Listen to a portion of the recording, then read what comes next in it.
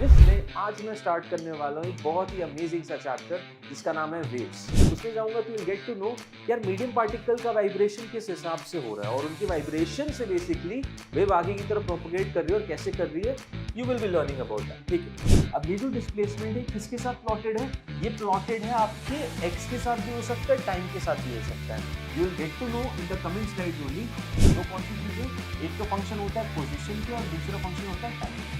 ठीक है, अब बात करते हैं एक स्टैंडर्ड इक्वेशन जो कि एक सिंपल हार्मोनिक प्रोग्रेसिव वेव को डिफाइन करती है और इसी के बारे में मोस्टली हम स्टडी भी करते हैं। मोशन और मूव दोनों पे डिपेंड कर रही है आपकी क्या, वेलोसिटी ऑफ द वेव। बिल्कुल सही, उस फॉर्मूले से भी यूज कर सकते हो डेफिनेटली। देखो यहाँ पे टाइम और एक्स सेम होनी चाहिए, टाइम और एक्स सेम है, फॉर्मूला रख सकते हो। वीपी की वैल्यू निकाल लोगे ऊपर से, वेलोसिटी वेव ऑलरेडी निकाल चुके, नेगेटिव लगा के स्लोप की वैल्यू बता दो। लेकिन जब मैं लॉन्जिट्यूडनल वेव की बात करूंगा तो वो तो यार देखो रॉड में बन सकती है, वो लिक्विड में बन सकती है, सॉलिड में बन सकती है, तो वहां टेंशन से काम नहीं बनेगा। और लाउडनेस डिपेंड होता है इंटेंसिटी से, कितना ज्यादा इंटेंसिटी, मतलब 15,000 हर्ट्ज का ही फ्रीक्वेंसी वाला साउंड बहुत ज्यादा इंटेंस भी हो सकता है, कम इंटेंस भी हो सकता है। ये दोनों जो एंड पॉइंट है ना जहां पे मेरी स्ट्रिंग बंधी हुई है, ठीक है ना, दोनों एंड पे, वो तो ऊपर नीचे जा नहीं सकते, तो वहां पे तुम हमेशा नोट बनाओगे, ये वादा करो। तो बोला ठीक है, वादा कर दिया, पहला हार्मोनिक ये बन गया, समझ रहे, फर्स्ट हार्मोनिक है फंडामेंटल टोन को।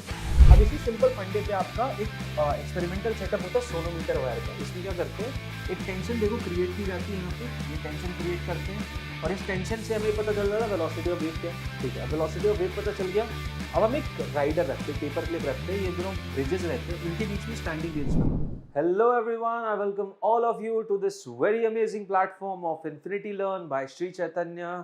क्या हाल है आप लोगों के? आई सपोज सब बढ़िया हैं एंड आपकी प्रिपरेशन बहुत ही धमाकेदार तरीके से चल रही है। आप लोग एकदम, अब आपकी यार देखो आखिरी के कुछ दिन बचे हुए हैं एंड प्रिपरेशन हमारी सही होनी चाहिए। प्रिपरेशन मतलब बेसिकली इस आखिरी के टाइम पे हम ज़्यादा स्ट्रेस ना लें, जो हमें आता है हम वो पढ़ें, रिवीजन पे ज़्यादा फोकस करें, हम पूरा कॉन्सेप्ट वापस से पढ़ने पे फोकस ना करें, ऐसे कुछ चीज़ों को पढ़ें जिससे ज़्यादा क्वेश्चंस आते हैं, जो कि इजी टू अंडरस्टैंड हैं, जहाँ पे कॉन्सेप्ट्स रिपीटेटिव भी हैं। अगर कुछ ऐसी चीज़ें हमें मिल जाएं और बहुत ही कम समय में अगर हमें रिवीजन टाइप की स्ट्रैटेजी मिल जाए तो क्या चाहिए। और इसी स्ट्रैटेजी को लेकर हम लोग यहाँ पर आए हैं आपके लिए एनसीईआरटी सारांश लेके। ये एक बहुत ही अमेजिंग सी सीरीज है जो कि हम पिछले कुछ समय से रन कर रहे हैं आपके लिए। फिजिक्स, केमिस्ट्री, जूलॉजी, बॉटनी, सबके इंडिविजुअल सेशंस आपको दिख रहे होंगे अभी यूट्यूब के इस प्लेटफॉर्म पे। एंड साथ ही साथ हमारा एक ही एजेंडा था सीरीज चालू करने से पहले यार, कि कम समय में आपको ज्यादा डिलीवरेबल्स मिल पाए। पूरा का पूरा एनसीईआरटी से तो पेपर बनने वाला है और एनसीईआरटी का ही अगर हमने कोड निकाल के आप लोगों के सामने पेश कर दिया, एक बहुत अच्छी समरी आप सबके सामने पेश कर दी, साथ ही साथ पीवाईक्यूज बता दिए कि यार देखो इस तरीके के पीवाईक्यूज आते हैं, तो इससे बेटर और क्या है। हमें पूरा सिलेबस नहीं पढ़ना, हम पूरा सिलेबस ऑलरेडी पढ़ चुके हैं। हमें क्या चाहिए अभी? हमें चाहिए रिवीजन चाहिए उन ऐसे चैप्टर्स का, साथ ही साथ हमें एक आइडिया भी चाहिए कि किस टाइप के क्वेश्चंस आएंगे, कौन से चैप्टर्स हैं जो कि ज्यादा वेटेज के हैं। और इन सारी ही चीजों को बताने के लिए we have got over here the beautiful series of NCERT सारांश, जिसमें आज मैं स्टार्ट करने वाला हूँ एक बहुत ही अमेजिंग सा चैप्टर जिसका नाम है वेव्स। ठीक है, सो वेव्स बेसिकली मैं 2 सेशन में कंप्लीट करूंगा। पहले सेशन में हम वेव्स की कुछ प्रॉपर्टी जानेंगे, थोड़ा बड़ा सा चैप्टर है और इसके अराउंड 2 क्वेश्चन आ जाते हैं हर साल। साथ ही साथ वेव्स का एक एलिमेंट इंटरफेरेंस का वेव ऑप्टिक्स में भी यूज होता है, तो इस हिसाब से काफी यूजफुल हो जाता है चैप्टर।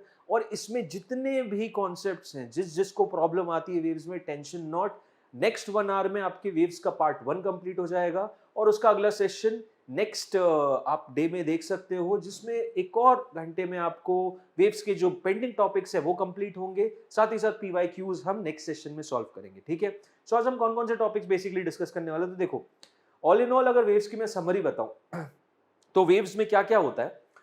वेव्स में पहले तो आपकी डेफिनेशन होती है यार कि वेव्स होते क्या है, उसकी स्टैंडर्ड इक्वेशन किस तरीके से, उसमें जो टर्मिनोलॉजीज है उनके बारे में डिस्कशन, साथ ही साथ फिर स्पीड ऑफ वेव क्या होता है, लॉन्जिट्यूडनल वेव के कैरेक्टरिस्टिक्स क्या होते हैं, ट्रांसवर्स के क्या कैरेक्टरिस्टिक होते हैं, और फिर जंप करते हैं एक बहुत ही इंपॉर्टेंट एलिमेंट पे जो होता है सुपरपोजिशन प्रिंसिपल का।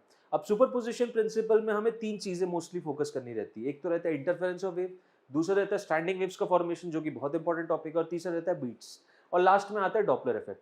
तो मैं यहाँ पर बीट्स और डॉपलर इफेक्ट हम नेक्स्ट सेशन अगले सेशन में कंप्लीट करेंगे।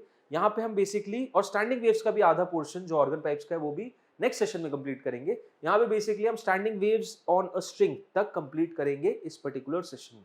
तो आई सपोज एंड तक देखना है सेशन, आप सभी को बढ़िया मजा आएगा और सारे के सारे आपके कॉन्सेप्ट्स भी क्लियर हो जाएंगे। जिसको जहां डाउट है वो भी क्लियर हो जाएगा। जो जिस लेवल की प्रिपरेशन पे, ट्रस्ट मी आपको डेफिनेटली बेनिफिट मिलेगा। और सब पढ़ के जो पंडित हो चुके हैं उनको एक बहुत अच्छा रिवीजन तो मिल ही जाएगा। और इतने कम समय में अगर रिवीजन मिल रहा है तो इट्स वर्थ इट। आप इतना टाइम अपना इन्वेस्ट कर सकते हो। तो इसी के साथ हम स्टार्ट करते हैं। फर्स्ट चीज, वेव मोशन क्या होता है। तो देखो, पहली चीज तो वेव होती क्या है। Wave is just a naming given to a particular motion of energy। Basically energy का ट्रांसफर हो रहा है एक जगह से दूसरी जगह पे और वो वेवी नेचर में हो रहा है तो वेव कहलाती है। ठीक है, so wave is basically a disturbance. एक डिस्टर्बेंस होती है that carries energy and momentum. बहुत इंपॉर्टेंट है, इससे रिलेटेड नीट में क्वेश्चन भी आया है। एनर्जी और मोमेंटम जो कैरी करता है एक पॉइंट से दूसरे पॉइंट तक without the transport of matter. Matter transport नहीं होता, मैटर अपनी जगह पे भले मूव करेगा। ट्रांसफर किसका होता है, एनर्जी का और मोमेंटम का।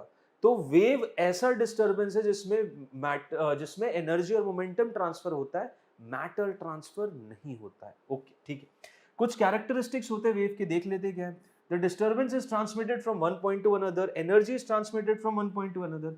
एनर्जी और disturbance passes in the form of waves without any net displacement of medium, absolutely true।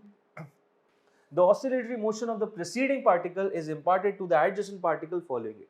Definitely ये अभी आप जस्ट समझोगे। जैसे मैं डिफरेंट वेराइटीज ऑफ वेव जो कि लॉन्जिट्यूडनल और ट्रांसवर्स है उसमें जाऊंगा तो you will get to know कि यार मीडियम पार्टिकल का वाइब्रेशन किस हिसाब से हो रहा है और उनकी वाइब्रेशन से बेसिकली वेव आगे की तरफ प्रोपोगेट कर रही है और कैसे कर रही है। You will be learning about that. ठीक है, क्लासिफिकेशन ऑफ वेव्स क्या होता है। तो अब देखो, ये जो क्लासिफिकेशन होता है ये बेसिकली इस बेसिस पे होता है कि उस वेव को आगे बढ़ने के लिए मीडियम की रिक्वायरमेंट है कि नहीं। तो यहाँ पे क्लासिफिकेशन दो हो जाते हैं, एक होता है मैकेनिकल वेव, दूसरा होता है non mechanical wave. Mechanical wave वो वेव कहलाती है जिसमें आपका वेव के प्रोपोगेशन के लिए you require a medium obviously. तो जितने भी नॉर्मल वेव्स आप देखोगे, एक स्ट्रिंग पे बन रही है, स्प्रिंग पे बन रही है, साउंड वेव्स हैं, सीज्मिक वेव्स है, अर्थक्वेक की जो वेव्स होती है पी टाइप एस टाइप, ये जितने भी वेव्स हैं ये सबको क्या चाहिए, मीडियम चाहिए। ये बिना मीडियम के ट्रैवल नहीं करेंगी। दूसरी वैरायटी आती है हमारी नॉन मैकेनिकल वेव्स की। नॉन मैकेनिकल यानी कि सबसे बेस्ट इलेक्ट्रोमैग्नेटिक वेव, लाइट का प्रोपोगेशन। सो लाइट का propagation from sun to earth is happening in deep space. वहां पे कोई मैटर मटेरियल तो है नहीं, राइट। सो इस मैकेनिकल वेव के लिए कोई मीडियम रिक्वायर्ड नहीं होता। ठीक है सर, मान लिया आपकी बात। अब ये दोनों इंडिविजुअल वेव्स को भी दो कैटेगरी में बांट सकते हैं और ये जो कैटेगराइजेशन होता है इस बेसिस पे होता है कि ऑसिलेशन मीडियम पार्टिकल्स का हो कैसे रहा है। तो अगर मैं इसकी बात करूं, कौन से वाले की, मैं मैकेनिकल वेव की बात करूंगा तो यहाँ पे मीडियम का ऑसिलेशन होगा। नॉन मैकेनिकल की बात करूंगा तो वहां पे जो कंपोनेंट्स हैं जो उस वेव को कंबाइन करके बन रहे हैं, इलेक्ट्रिक फील्ड और मैग्नेटिक फील्ड का होगा। ठीक है, तो अब बात करते हैं। सबसे पहला कैटेगराइजेशन जो इसमें होता है वो होता है मोशन ऑफ पार्टिकल का। ये कैटेगरी किसकी है, ये मैं मैकेनिकल वेव को तोड़ रहा हूं दो भागों में। अब मीडियम पार्टिकल का लॉन्जिट्यूडिनल वेव जो सबसे पहली कैटेगरी, उसमें क्या होता है, medium particle in the direction of wave आगे पीछे होते हैं। ठीक है, अगर वेव मान लो आगे की तरफ जा रही है और there is a sound wave basically which is getting created, तो साउंड वेव आगे की तरफ ट्रैवल कर रही है तो मीडियम पार्टिकल्स अपनी ही पोजीशन पे आगे पीछे होते रहेंगे। ठीक है, अब वो आगे पीछे को हम डिफाइन करते हैं थ्रू प्रेशर वेरिएशन या डेंसिटी वेरिएशन। इसी सेशन में आप आगे जाके देखोगे किस तरीके से प्रेशर इक्वेशन और डेंसिटी रिलेशन इस साउंड वेव को डिफाइन करती है। ठीक है, अब यहाँ पे जो रीजन रहता है जहाँ पे डेंसिटी बहुत ज्यादा हो जाती है, जहाँ पे मॉलिक्यूल्स बहुत ज्यादा करीब आ जाते हैं, that is known as the compression region. जहाँ पे मॉलिक्यूल्स दूर दूर हो जाते हैं, that region is known as the rarefaction. So compression, rarefaction, compression, rarefaction, इस ऑल्टरनेट पैटर्न के साथ एक साउंड वेव आगे की तरफ प्रोपोगेट करती है। ठीक है, सो ये होती है डेफिनेशन लॉन्जिट्यूडिनल वेव की। आगे बढ़े और नेक्स्ट की बात करें तो नेक्स्ट हो जाता है मेरा ट्रांसवर्स वेव। अब ट्रांसवर्स वेव का फॉर्मेशन, तो ट्रांसवर्स वेव में क्या होता है, जो मीडियम पार्टिकल्स रहते हैं वो परपेंडिकुलर डायरेक्शन में टू एंड फ्रो मोशन या ऑसिलेटरी मोशन करते हैं। और किसके परपेंडिकुलर, वेव का जो प्रोपोगेशन है उसके परपेंडिकुलर। तो सपोज वेव आगे की तरफ बढ़ रही है भाई, वेव आगे की तरफ बढ़ रही है तो मीडियम पार्टिकल ऊपर की डायरेक्शन में ऊपर नीचे मूव होते रहेंगे। अब ऊपर नीचे मूव होते रहेंगे, उससे वेव प्रोपोगेशन आगे की तरफ रहेगा। इसमें जो फॉर्मेशन होता है वो कंप्रेशन नहीं, क्रेस्ट्स और ट्रफ का होता है, ठीक है। क्रेस्ट्स और ट्रफ इसको बोलते हैं, जहां पे ऊपर उठा और नीचे गिरा। सो जो ऊपर वाला पोर्शन है वो क्रेस्ट कहलाता है, नीचे वाला पोर्शन ट्रफ कहलाता है, okay. So in this scenario the wave propagates through the formation of crests and troughs, okay. I think दोनों ही चीजें क्लियर है, और इसके बारे में यार आप बहुत टाइम से पढ़ते भी आ रहे हैं, ओके। सो स्ट्रिंग पे जो वाइब्रेशन होती है, लाइट वेव्स, अब देखो लाइट वेव्स में क्या होता है, लाइट वेव्स में बेसिकली इलेक्ट्रिक फील्ड वेक्टर और मैग्नेटिक फील्ड वेक्टर जो वेव का प्रोपोगेशन होता है उसके परपेंडिकुलर डायरेक्शन में ऑसिलेट करते हैं, ठीक है। तो इसीलिए electromagnetic waves are transverse in nature. साथ ही साथ एक और चीज होती है, पानी। वाटर के अंदर अगर मैं बात करूंगा, एक पॉन्ड आप देखो या लेक देखो, इस लेक में अगर आप पत्थर डालोगे तो पत्थर डालने से ऊपर एक रिपल्स बनते हैं, ठीक है। आप लेक की बात करोगे तो ऊपर रिपल्स बनते हैं और वो रिपल्स ऐसे बाहर की तरफ चलते हुए जाते हैं, ये सब रिपल्स बाहर की तरफ निकलते हुए जाते हैं। अब बेसिकली ये जो सरफेस ऑफ द लेक पे होती है ना, तो सरफेस ऑफ द लेक पे जो वेव्स बनेंगी वो ट्रांसवर्स बनेंगी, ठीक है। ये मैं बात कर रहा हूं सरफेस ऑफ द लेक पे। सरफेस ऑफ द लेक पे जो वेव्स बनेंगी those are going to be transverse in nature. But मैं डीप इनसाइड की बात करूंगा, नीचे चला जाऊंगा पानी में, तो वहां जो वेव्स बनेंगी वो लॉन्जिट्यूडिनल वेव्स कहलाएंगी, ठीक है। ओके सर, सो सरफेस पे ट्रांसवर्स, अंदर जब बात करूंगा तो लॉन्जिट्यूडिनल। बिल्कुल सही बात, समझ गए तो बहुत अच्छी बात है। अब देखो कुछ पैरामीटर्स होते हैं वेव के। तो एक जनरलाइज्ड वेव पैटर्न मैंने इस तरीके से बना दिया। अब यहाँ पे बेसिकली ये वाई एक्सिस के अलोंग जो दिख रहा है आपको, ये displacement of the medium particle है। This is displacement of the medium particles, ठीक है। मीडियम पार्टिकल्स का डिस्प्लेसमेंट है ये। अब मीडियम पार्टिकल्स का जो डिस्प्लेसमेंट है वो ऊपर नीचे हो रहा है, राइट। अब ये जो डिस्प्लेसमेंट है किसके साथ प्लॉटेड है, ये प्लॉटेड है आपके एक्स के साथ भी हो सकता है, टाइम के साथ भी हो सकता है। You will get to know in the coming slides only कि जो y है, y बेसिकली क्या दिखाता है, डिस्प्लेसमेंट मीडियम पार्टिकल का। ये फंक्शन दो चीजों के होता है। दो कौन सी चीजें, एक तो फंक्शन होता है पोजीशन के और दूसरा फंक्शन होता है टाइम के, ठीक है। सो टाइम और फंक्शन दोनों के ही डिपेंडेंट एलिमेंट है। y is a function of x as well as a function of t, okay. तो यहाँ पे अगर मैं x के साथ वेरिएशन देखूंगा तो ये जो लेंथ हो जाती है वेवलेंथ कहलाती है, this one. The shortest distance between two particles in the same phase में रहने वाले दो ऐसे ऑब्जेक्ट्स के बीच का जो शॉर्टेस्ट डिस्टेंस है उसको वेवलेंथ कहते हैं। ये जो लेंथ है ये एम्पलीट्यूड कहलाती है, ठीक है। और डायरेक्शन ऑफ ट्रैवल इधर है, हम इसके बारे में बात करेंगे आगे, ठीक है। ओके, अब सपोज यहाँ पे वेरिएशन आपका किसके साथ है, y का t के साथ। ये पिछले केस में जो वेरिएशन था y का x के साथ था, y का x के साथ था। अब इस चीज को समझने की कोशिश करो। जो मीडियम पार्टिकल का पोजीशन होगा ना वो दो चीजों पे पता चलेगा, एक तो पता चलेगा टाइम पे और ये दूसरा पता चलेगा एक्स पे। एसएचएम इसका जस्ट प्रीवियस सेशन था, हमने कंप्लीट किया था। उसमें हमने क्या देखा था कि जो पोजीशन है एक्स किसका फंक्शन है, मात्र टाइम का। टाइम अलग है तो एक्स अलग है। यहाँ वाई जो है मीडियम पार्टिकल का डिस्प्लेसमेंट, वो एक्स टी दोनों पे डिपेंड कर रहा है। अब सर ये कैसे समझोगे, मुझे वाई की वेरिएशन एक्स टी दोनों पे समझना है। तो दो चीजों का चेंजेस तो समझ सकते हैं कि अगर मैं एक्स चेंज करूंगा तो वाई चेंज होगा, लेकिन एक्स टी दोनों चेंज करने पे वाई का चेंज बड़ा दिक्कत है। तो हम करते क्या है, जब भी हमें बीच में रिलेशन रहना रहता है तीसरे को कांस्टेंट मान लेते हैं। मतलब यहाँ पे अगर y और x का वेरिएशन देख रहा हूं तो t को यहाँ कांस्टेंट मान लूंगा। इस केस में t मेरा कांस्टेंट हो जाएगा। और जब मैं y और t का रिलेशन देखूंगा जो कि अगले केस में, तब मैं x को कांस्टेंट मान लूंगा।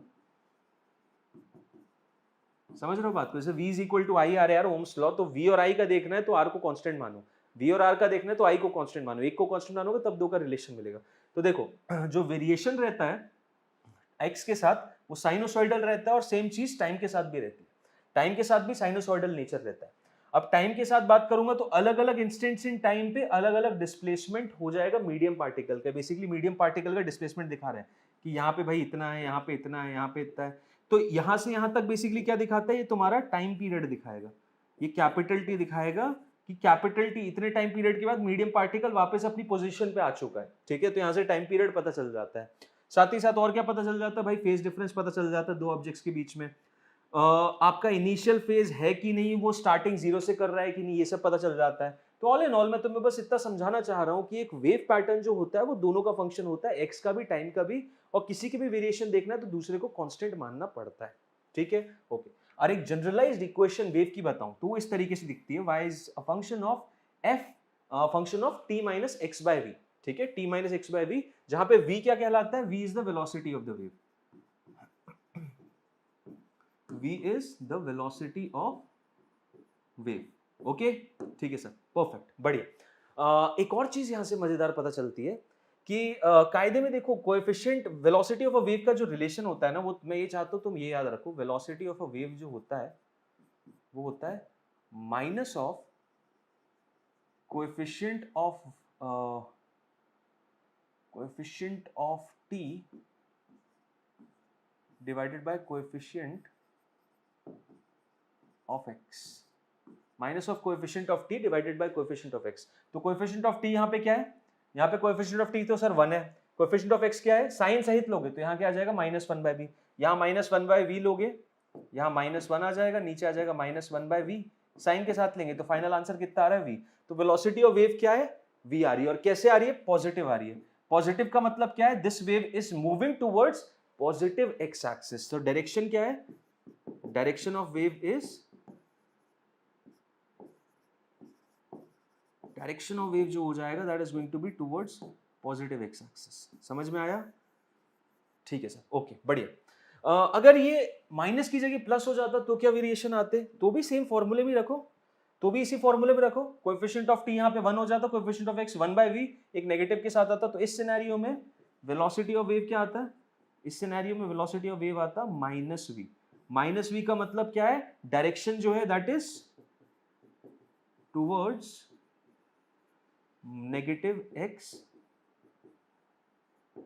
Axis, okay, negative x axis के डायरेक्शन में आपका वेलोसिटी ऑफ वेव है, ये दिखाता है -v, ओके। सो ये दोनों ही इक्वेशन तुमको पता होनी चाहिए, दोनों ही इक्वेशन मतलब दोनों ही स्टैंडर्ड इक्वेशन, बेसिकली तुमको तो पता ये होना चाहिए कि वेलोसिटी ऑफ वेव क्या होता है। ये एक इंपॉर्टेंट फॉर्मुलेशन है कि अगर इक्वेशन दी हुई है मेरे को अगर इक्वेशन दी हुई है, आगे जाके देखो कि कैसे एक सिंपल हार्मोनिक प्रोग्रेसिव वेव की इक्वेशन रिप्रेजेंट होती है, तो उसमें वेलोसिटी ऑफ वेव निकालने का अप्रोच यही है, minus of coefficient of t divided by coefficient of x। याद कर लो, याद रखोगे, हमेशा याद रखोगे, ठीक है सर, ओके। अब आपने जो रिलेशन बताया हमको कि y is a function of t minus x by v, या फिर ये दोनों में से कोई सी भी एक ले लो, तो इससे आप बेसिकली डिफाइन क्या करना चाह रहे हो, इससे बेसिकली मैं इससे एक फाइनल स्टेटमेंट ये डिफाइन करना चाह रहा हूं, ये स्टेटमेंट है जो मेरी पत्थर की लकीर है। ये बेसिकली क्या है, ये है differential equation which is representing a travelling wave. एक प्लेन प्रोग्रेसिव वेव को या ट्रैवलिंग वेव को रिप्रेजेंट करने के लिए ये होती है differential equation, that is del square y by del x square should be equal to 1 by v square del square y by del t square।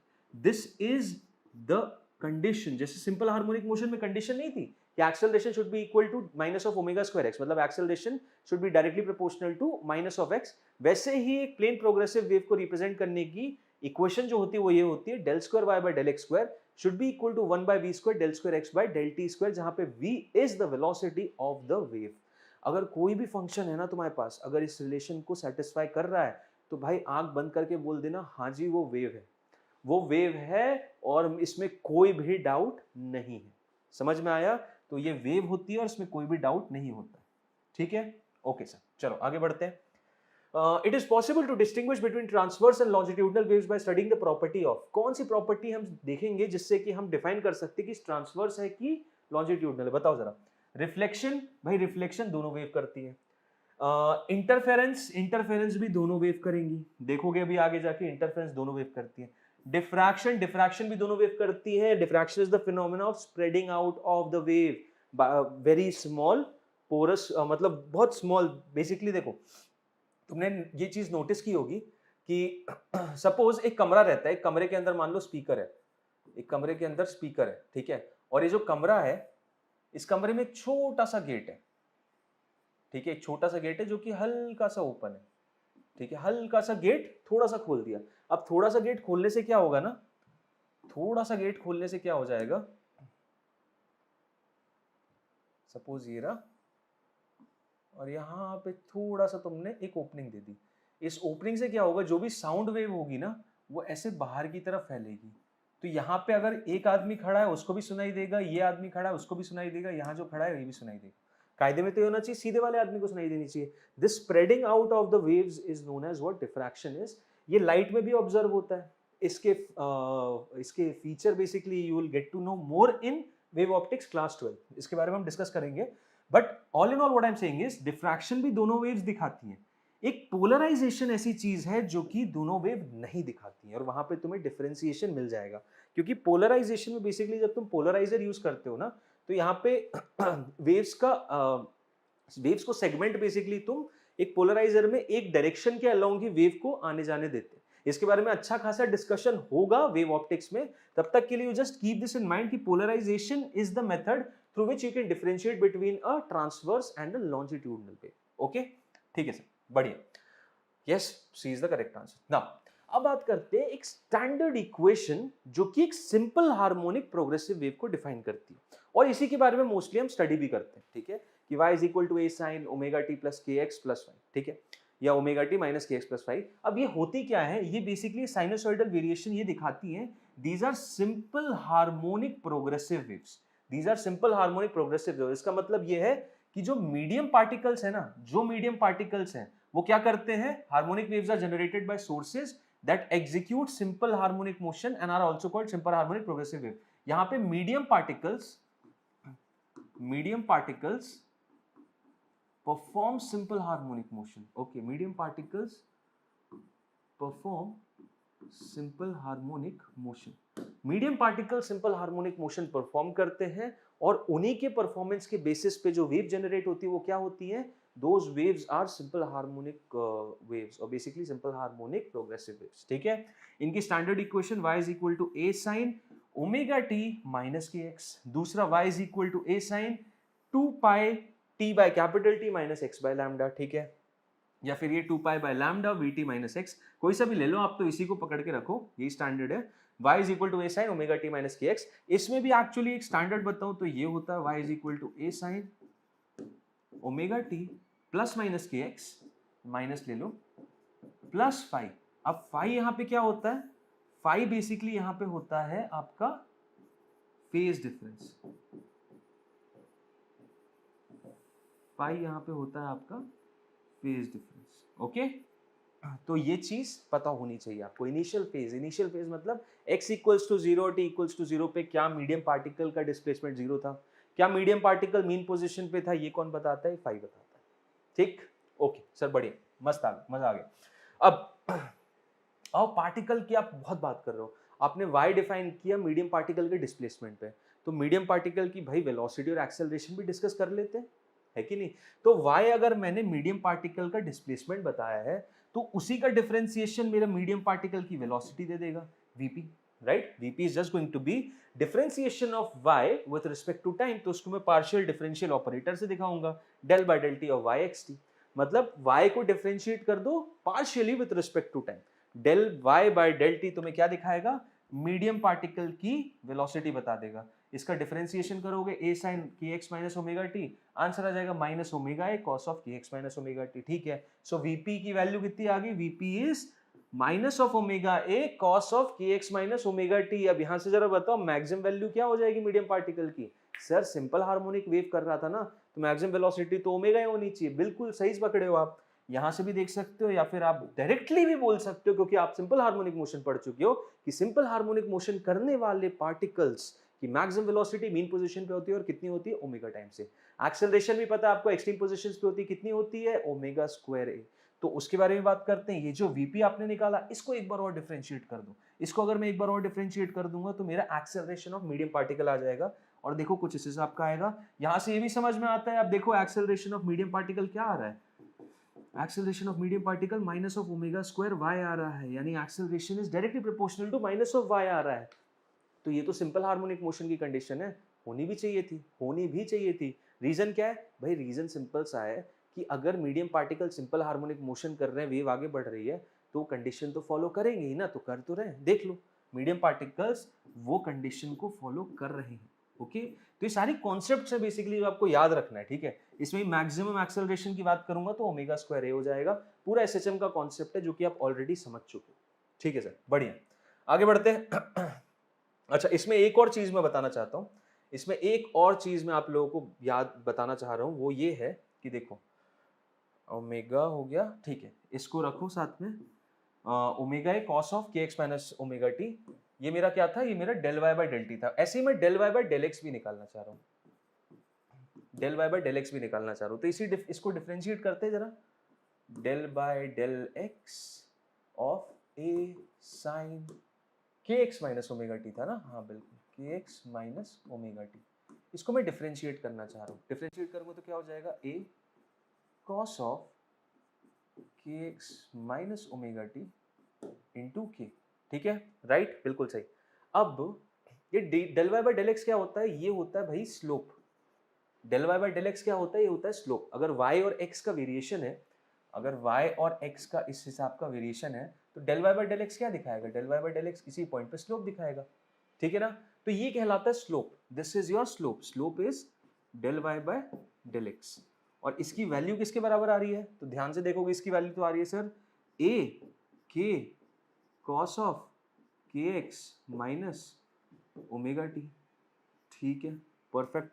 तो ये आ गया आपका स्लोप, ये आ गया आपका स्लोप। ऐसे ही आपने del y by del t निकाला था जो कि वेलोसिटी था, तो वेलोसिटी कितनी आ रही थी, velocity of medium particles, right, ये वेलोसिटी ऑफ मीडियम पार्टिकल्स थी, वो कितनी आ रही थी, that was your del y by del t. और इसकी वैल्यू आ रही थी मेरी कितनी, इसकी वैल्यू आ रही थी माइनस ऑफ ए ओमेगा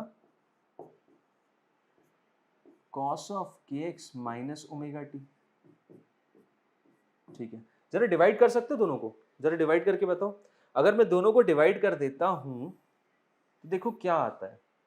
अगर मैं दोनों को डिवाइड कर दूंगा ना तो फाइनली आंसर मेरा आ जाएगा, मैं बेसिकली वीपी ये second equation divided by first equation कर रहा हूँ, ठीक है, second equation divided by first equation कर रहा हूँ।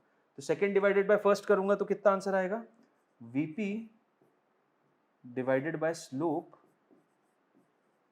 is turning out to be how much, omega by के माइनस ऑफ ओमेगा बाय के, और माइनस ऑफ ओमेगा बाय के हो जाएगा, ये हो जाएगा वेलोसिटी ऑफ वेव।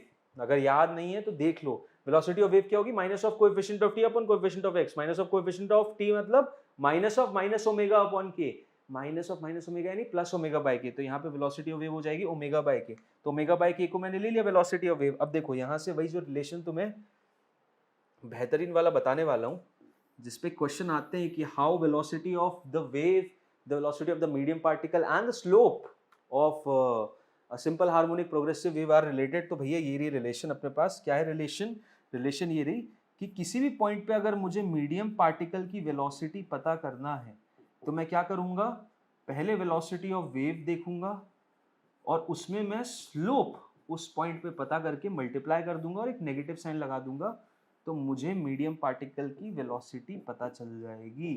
समझ में आया। एक केस स्टडी के लिए देखो इस तरीके का, ये बता देता हूँ। सोचो यहाँ पे सपोज मुझे मीडियम पार्टिकल की वेलोसिटी पता करना है, तो यहाँ पे स्लोप क्या होगा, यहाँ पे स्लोप हो जाएगा सर, यहाँ पे स्लोप तो हो जाएगा नेगेटिव, देख सकते हो यहाँ पे स्लोप हो गया नेगेटिव, नेगेटिव ये हो गया। वेलोसिटी ऑफ वेव का है सपोज आगे की तरफ जा रही है, तो velocity of wave positive, negative positive negative, negative negative से मिलेगा पॉजिटिव, यानी velocity of medium particle sir positive आ रही है। पॉजिटिव का मतलब क्या होता है, पॉजिटिव मतलब ऊपर की तरफ जा रही है, हाँ जी, ये पैटर्न आगे जाएगा तो मीडियम पार्टिकल ऊपर ही तो जाएगी, देख लो, समझ में आ रहा है। तो इस रिलेशन से आप वेलोसिटी ऑफ मीडियम पार्टिकल का मैग्नीट्यूड भी पता कर सकते हो, साथ ही साथ डायरेक्शन तो पता कर ही सकते हो, ठीक है। तो आई थिंक ये चीज समझ आ गई आप लोगों को, और बड़े आराम से आपको ये याद भी रखना है, ये बड़ा इंपॉर्टेंट सा रिलेशन है, डू रिमेंबर इट, ठीक है। ओके सर, चलो आगे बढ़ते हैं नेक्स्ट केस की तरफ। नेक्स्ट केस क्या है, बेसिकली एनर्जी, पावर और इंटेंसिटी क्या होती है ट्रांसवर्स वेव में, एक पर्टिकुलर ऑसिलेशन में, ठीक है। तो एनर्जी का रिलेशन ये होता है half new V A square omega square into capital T, जहां पे न्यू जो होता है बेसिकली, देखो न्यू होता है लीनियर मास डेंसिटी, न्यू होता है तुम्हारा लीनियर मास डेंसिटी, ठीक है। तो ट्रांसवर्स वेव जिस भी रोप पे जा रही है ना, linear of on a rope, on a rope, तो linear mass density of the rope होता है, ठीक है। समझ में आया। इसका रिलेशन देखो बड़े आसानी से निकलता है, बेसिकली आपको पता है एक ऑसिलेशन में टोटल एनर्जी रहती है वो half of m omega square a square रहता है। ओमेगा स्क्वायर ए स्क्वायर को पकड़ लो, मास की जो वैल्यू हो जाएगी वो linear mass density into length हो जाएगी, राइट। मास की जो वैल्यू हो जाएगी कितनी हो जाएगी, half of omega square a square, ये हो जाएगी linear mass density new into length, और लेंथ कितनी हो जाएगी एक टाइम पीरियड में, वो हो जाएगा वेलोसिटी इनटू टाइम। तो ये आ गया आपका वेलोसिटी इनटू टाइम इनटू आपका न्यू, ये लिखा हुआ रिलेशन, ठीक है। इस टाइम को मैं इस एनर्जी से डिवाइड कर दूंगा तो क्या मिल जाएगा, एक बहुत ही बेहतरीन सा एलिमेंट मिल जाएगा जिसे कहते हैं average power. So average power आ जाएगा half of nu B A square by omega square. साथ ही साथ इसको मैं अगर एरिया से भी डिवाइड कर दूंगा, इसको एरिया से डिवाइड कर दूंगा, देखो इसको क्या करने के लिए क्या किया, डिवाइड कर दो भाई टी से, इधर ले आओ ई को। इसको करने के लिए क्या करूंगा, डिवाइड कर दूंगा मैं एरिया से, इस ए से नहीं, ये तो ये एम्पलीट्यूड है, एरिया से करूंगा। तो linear mass density divided by S, यहाँ पे एरिया दिखा रहा है, तो linear mass density divided by area basically पता है क्या होता है, ये हो जाता है आपका वॉल्यूमेट्रिक मास डेंसिटी। तो यहाँ म्यू की जगह रो आ जाएगा और ये आ गई आपकी intensity, intensity of a wave. तो आई की वैल्यू कितनी आ गई, half rho v omega square a square. समझ में आया, ठीक है। तो ये तीनों ही चीजें याद रखनी है, इंटेंसिटी ज्यादा इंपॉर्टेंट है। इंटेंसिटी बेसिकली आपको ये भी दिखाते हैं, यहाँ से देखो आप कितना अच्छा डेरिवेशन भी देख सकते हो कि intensity is directly proportional to the amplitude square. ये रिलेशन हम कितना ज्यादा यूज करते हैं जब हम इंटरफेरेंस की बात करते हैं, राइट। जब भी हम इंटरफेरेंस से के रिलेटेड केसेस सॉल्व करते हैं कि दो वेव्स आ रही हैं, दो वेव्स इंटरफेयर कर रही हैं, उनके बीच का फेज डिफरेंस इतना है, मैक्सिमम होगा मिनिमम होगा, मतलब कंस्ट्रक्टिव है डिस्ट्रक्टिव इंटरफेरेंस होगा, वहां पे एम्पलीट्यूड इंटेंसिटी का रिलेशन निकालते हैं। लेकिन रिलेशन देखो यहाँ से आ रहा है, इंटेंसिटी बस एम्पलीट्यूड पे नहीं, एंगुलर फ्रीक्वेंसी पे भी डिपेंड करती है, वेलोसिटी ऑफ द वेव पे भी, और लीनियर वॉल्यूमेट्रिक मास डेंसिटी पे भी। तो रो यहाँ पे क्या डिफाइन कर रहा है, रो यहाँ पे डिफाइन कर रहा है वॉल्यूमेट्रिक मास डेंसिटी। ठीक ठीक ठीक ठीक, ओके, ये वॉल्यूमेट्रिक मास डेंसिटी, और linear mass density divided by area आपका वॉल्यूमेट्रिक मास डेंसिटी होता है, उसी हिसाब से रिलेशन है। आई सपोज तीनों ही चीजें आपको क्लियर है, तीनों का डेरिवेशन देख लो, यहां से मैंने बताया, ठीक है, ओके, परफेक्ट, बढ़िया, मजा आ गया। चलो आगे बढ़ते हैं। अब स्पीड ऑफ ट्रैवलिंग वेव, तो sir speed of travelling wave अभी तो हमने देखा, वेलोसिटी ऑफ वेव होती है minus of coefficient of T अब divided by coefficient of X, बिल्कुल सही। लेकिन वो तो तब पता चलेगी ना जब इक्वेशन ऑफ वेव दी हुई है। अब इक्वेशन ऑफ वेव नहीं दी हुई है, इक्वेशन ऑफ वेव नहीं दी हुई है, और तुम्हें बाहर की चीजें बता दी कि यार देखो मैं डिस्टर्बेंस तो क्रिएट करूंगा, वेव की इक्वेशन में नहीं दे रहा, मैं डिस्टर्बेंस क्रिएट करूंगा, अब बताओ वेलोसिटी ऑफ वेव। तो velocity of wave basically depend तो करती है आपके मीडियम की प्रॉपर्टी पे, जिस रोप पे आप क्रिएट कर रहे हो, तो कैसे डिपेंड होती है, under root of T by nu से, ठीक है। इसका एक बढ़िया सा डेरिवेशन होता है, बट हमें उस डेरिवेशन में एंटर नहीं करना क्योंकि वो एनसीईआरटी में तो नहीं है। Under root of T by nu होती है जिसमें टी कहलाता है आपका tension, tension in the rope, tension of rope, और न्यू हो जाता है वही लीनियर मास डेंसिटी, ठीक है।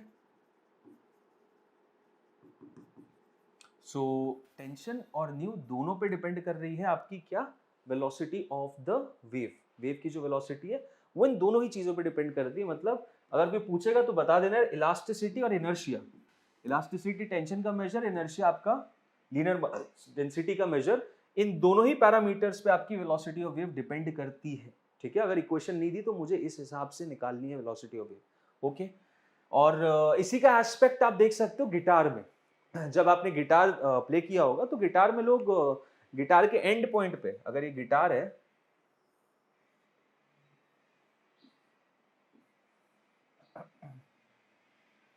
तो यहाँ पे कीज बनी रहती है गिटार में, ठीक है। ये कीज बेसिकली क्या होती है, कीज होती है ये जो पतली पतली स्ट्रिंग्स रहती है उनको टाइट करने की। टाइट करना क्यों रहता है, इसको मूव करते हैं, और टाइट क्यों करना रहता है, टाइट इसलिए करना रहता है क्योंकि इसमें जो टेंशन रहती है ना गिटार में, उसको मूव करने से इसकी टेंशन को ऑल्टर करते हो, टेंशन ऑल्टर होती है तो अभी आप आगे देखोगे वेलोसिटी ऑफ द वेव से फ्रीक्वेंसी कैसे डिफाइन होती है, ठीक है।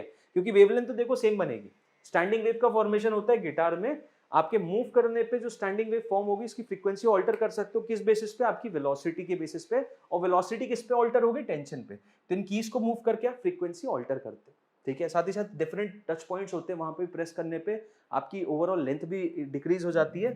तो बेसिकली ये सारी चीजें हैं जो कि आप एक गिटार में देख सकते हो किस हिसाब से आपकी, और वो यहाँ तो फॉर्मेशन बेसिकली किसका होता है, यहाँ फॉर्मेशन होता है यार आपका स्टैंडिंग वेव का, ट्रैवलिंग का तो कतई नहीं, लेकिन वेलोसिटी ऑफ वेव तो यही रहती है, ठीक है। इक्वेशन ऑफ वेव तो ये तो सर पता है मेरे को, कितनी हो जाती है, minus of coefficient of T divided by coefficient of x, okay, बढ़िया। नाउ क्वेश्चन दिया हुआ है, pulse is given by the equation y is equal to 0.1 minus 0.4 x minus 10t whole square is made in a string, find बहुत सारी चीजें बतानी है, direction, wave velocity, amplitude, wave velocity, ठीक है चलो okay. Direction of the wave तो देखो मैं यही बता दूंगा। अच्छा इस वेव को कैसे लिखोगे, इस वेव को देखो 0.1 को उधर ले जाओगे तो ये वेव कुछ इस तरीके से लिखेगी, y minus 0.1 is equal to minus of 0.4 into x minus 10t whole square, ये हो जाएगी मेरी वेव। तो एम्पलीट्यूड कितना हो जाएगा इसका, एम्पलीट्यूड हो जाएगा, देखो एम्पलीट्यूड दिया है ना, हाँ एम्पलीट्यूड हो जाएगा 0.4, ये हो गया मेरा एम्पलीट्यूड, ठीक है, एम्पलीट्यूड इसका वैल्यू है, ओके। वेव वेलोसिटी कितनी हो जाएगी, वेव वेलोसिटी का फॉर्मुलेशन पता है sir, minus of coefficient of t divide by coefficient of x, minus of coefficient of t हो गया -10, राइट, कोएफिशिएंट ऑफ x क्या होगा सर 1, ये हो गई भाई मेरी 10 मीटर पर सेकंड, ओके। ये तो पॉजिटिव आ रही है, पॉजिटिव का मतलब डायरेक्शन कहाँ है वेव का, सर डायरेक्शन हो जाएगा टुवर्ड्स प्लस एक्सिस। आपने कैसे पता किया, इसके डायरेक्शन से पता किया, इसके मैग्नीट्यूड से, इसके मैग्नीट्यूड के आगे पॉजिटिव है तो टुवर्ड्स प्लस एक्सिस, नेगेटिव है तो टुवर्ड्स नेगेटिव एक्स एक्सिस, ठीक है सर बढ़िया। The velocity of the particle at x is equal to 0.75 metre and t equals to 0.05 second, ठीक है। इस पॉइंट पे वेलोसिटी पता करनी, कैसे पता करेंगे, देखो इसको डिफरेंशिएट करोगे एक बार, इसको एक बार डिफरेंशिएट करोगे, आओ करके दिखा रहा हूं मैं तुमको। जो वेलोसिटी ऑफ मीडियम पार्टिकल है वो आ जाएगा del y by del t. तो इसको एक बार अगर मैं डिफरेंशिएट करता हूं तो देखो कितना आ जाएगा, ये चीज तो जीरो हो जाएगी, माइनस 0.4 एज इट इज, और 2x माइनस 10t, ठीक है, so minus 0.4 as it is, 2 into x minus 10t into इसका डिफरेंशिएशन अंदर जाओगा तो -10 और आ जाएगा, ठीक है, -10 इसमें मल्टीप्लाई होगा तो माइनस माइनस प्लस, ये 4 2 से 8 इंटू 10, तो बेसिकली कितना हो जाएगा 8 हो जाएगा यहाँ पे, ओके, ये आ जाएगा 8x माइनस 10t, ये आ गई मेरी वेलोसिटी ऑफ मीडियम पार्टिकल, यही पूछा था ना, velocity of the particle at x equals to 0. अब ये वैल्यू तो आप रख लोगे। ऐसी स्लोप ऑफ द स्ट्रिंग कैसे हो जाएगा, ये भी आप ही करोगे। स्लोप कैसे करना है, स्लोप के लिए मेरे को एक तो फॉर्मूला है del y by del x कर दो, और दूसरा फॉर्मूला अभी जस्ट बताया, एक तो ये कर दो डिफरेंशिएट कर देना, दूसरा ये है कि भाई वेलोसिटी ऑफ मीडियम पार्टिकल जो रहेगी वो minus of velocity of wave into slope से पता चलती है, ठीक है, इससे भी आप पता कर सकते हो। तो वेलोसिटी ऑफ मीडियम पार्टिकल क्या वैल्यू सेम है क्या, देखो हाँ 0.75 पे ही है, 0.05 बिल्कुल सही, उस फॉर्मूले से भी यूज कर सकते हो डेफिनेटली। देखो यहाँ पे टाइम और एक्स सेम होनी चाहिए, टाइम और एक्स सेम है तो फॉर्मूला रख सकते हो, वीपी की वैल्यू निकाल लोगे ऊपर से, वेलोसिटी वेव ऑलरेडी निकाल चुके, नेगेटिव लगा के स्लोप की वैल्यू भी बता देना, सेम ही आएगी। दोनों मेथड से आप देख सकते हो, एक बार डिफरेंशिएट करके इससे भी आंसर सेम ही आने वाला है, ठीक है। तो ये फॉर्मुलेशन याद रखना, ओके सर, ठीक है। अगला सवाल क्या है, wave is travelling in plus x direction, okay, plus x की तरफ जा रही है with a velocity of 5 metre per second, ठीक है। The displacement time graph at x equals to 0 is shown, find the following, angular frequency of the wave पता करना है, ठीक है।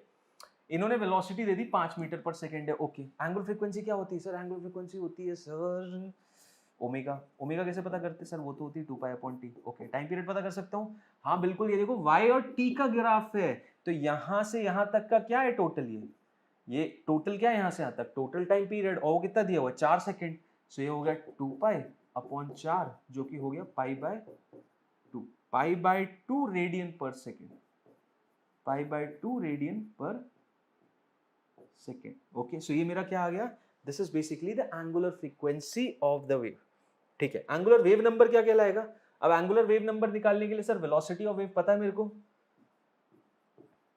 वेलोसिटी ऑफ वेव आ गई कितनी 5, ये वेलोसिटी ऑफ वेव है।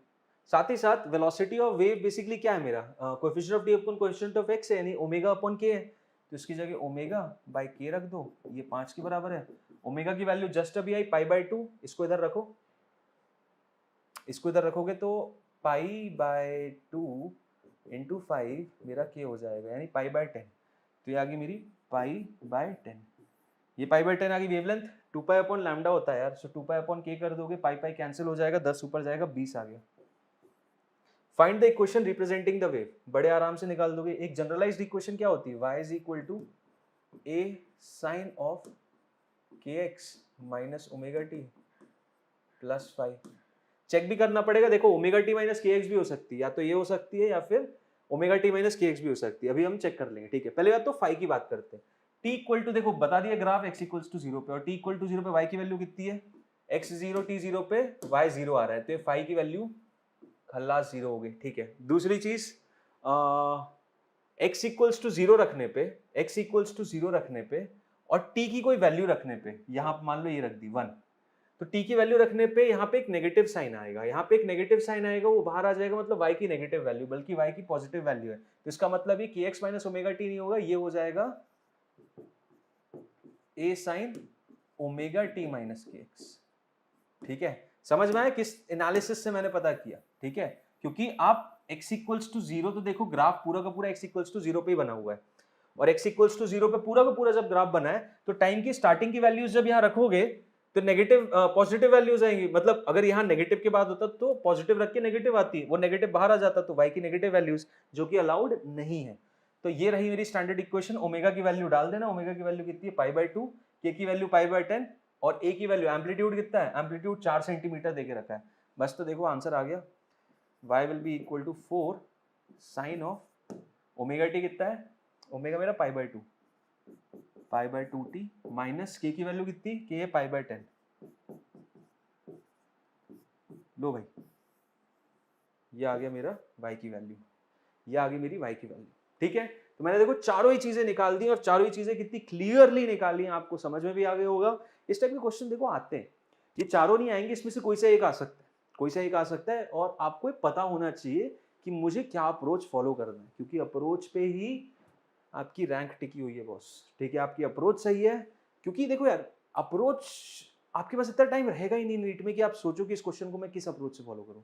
यू नीड टू लर्न, आपको अप्रोचेस पता होनी चाहिए, नीड टू, आपको क्वेश्चन देख के समझ में आना चाहिए कि यार हाँ ये क्वेश्चन इसी तरीके से होगा, क्योंकि अगर समझ में आएगा तो ही आप उसको जल्दी से जल्दी सॉल्व करवाओगे। अगर आप वहां पे सोचने लग गए कि यार इसको इस तरीके से करूं उस तरीके से, time is going to run my friends, time wait नहीं करेगा, ठीक है।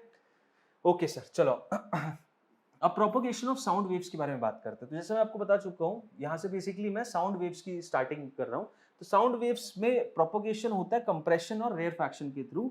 एक जगह मीडियम पार्टिकल्स पास आ जाते हैं, वहाँ डेंसिटी इंक्रीज हो जाती है, एक जगह मीडियम पार्टिकल्स दूर चले जाते हैं, वहाँ डेंसिटी कम हो जाती है। डेंसिटी कम आने से यहाँ पे जो प्रेशर है ना, वो भी एटमॉस्फेरिक प्रेशर से ज्यादा हो जाता है, यहाँ एटमॉस्फेरिक प्रेशर से कम हो जाता है। तो ये वेरिएशन के थ्रू प्रोपोगेशन होता है। अब देखो, जब भी मैं साउंड वेव्स की बात करूं तो वहां डिस्प्लेसमेंट रिलेशन उतनी वर्क नहीं करती। रीजन भी क्योंकि यहाँ मीडियम पार्टिकल्स का डिस्प्लेसमेंट वेलोसिटी, मतलब जिस डायरेक्शन में वेव मूव कर रही है उसी डायरेक्शन में होता है, तो थोड़ा ट्रबल होता है। इसी वजह से यहाँ पे डिस्प्लेसमेंट रिलेशन के बजाय हम प्रेशर वेरिएशन से काम करते हैं। यहाँ प्रेशर वेरिएशन की रिलेशन दी जाती है, pressure variation with respect to atmospheric pressure. तो maximum pressure variation P naught होता है, और इस हिसाब से आप रिलेशन देख सकते हो, P is equal to P not sine of के एक्स ओमेगा टी माइनस के एक्स प्लस π/2। ये π/2 का रेलेवेंस ये है कि आप इन दोनों वेव को जरा नोटिस करो, इस वेव को और इस वेव को। आप देख सकते हो कि प्रेशर वेव जो है अपनी डिस्प्लेसमेंट वेव से π/2 के आउट ऑफ फेज में, ठीक है, इनके बीच में फेज डिफरेंस है कितना, π/2। तो ये चीज हमें याद रखनी है, नोट बना के। नोट क्या बनाना है, नोट ये बनाना है कि pressure variations are out of phase by π/2 with respect to displacement variations।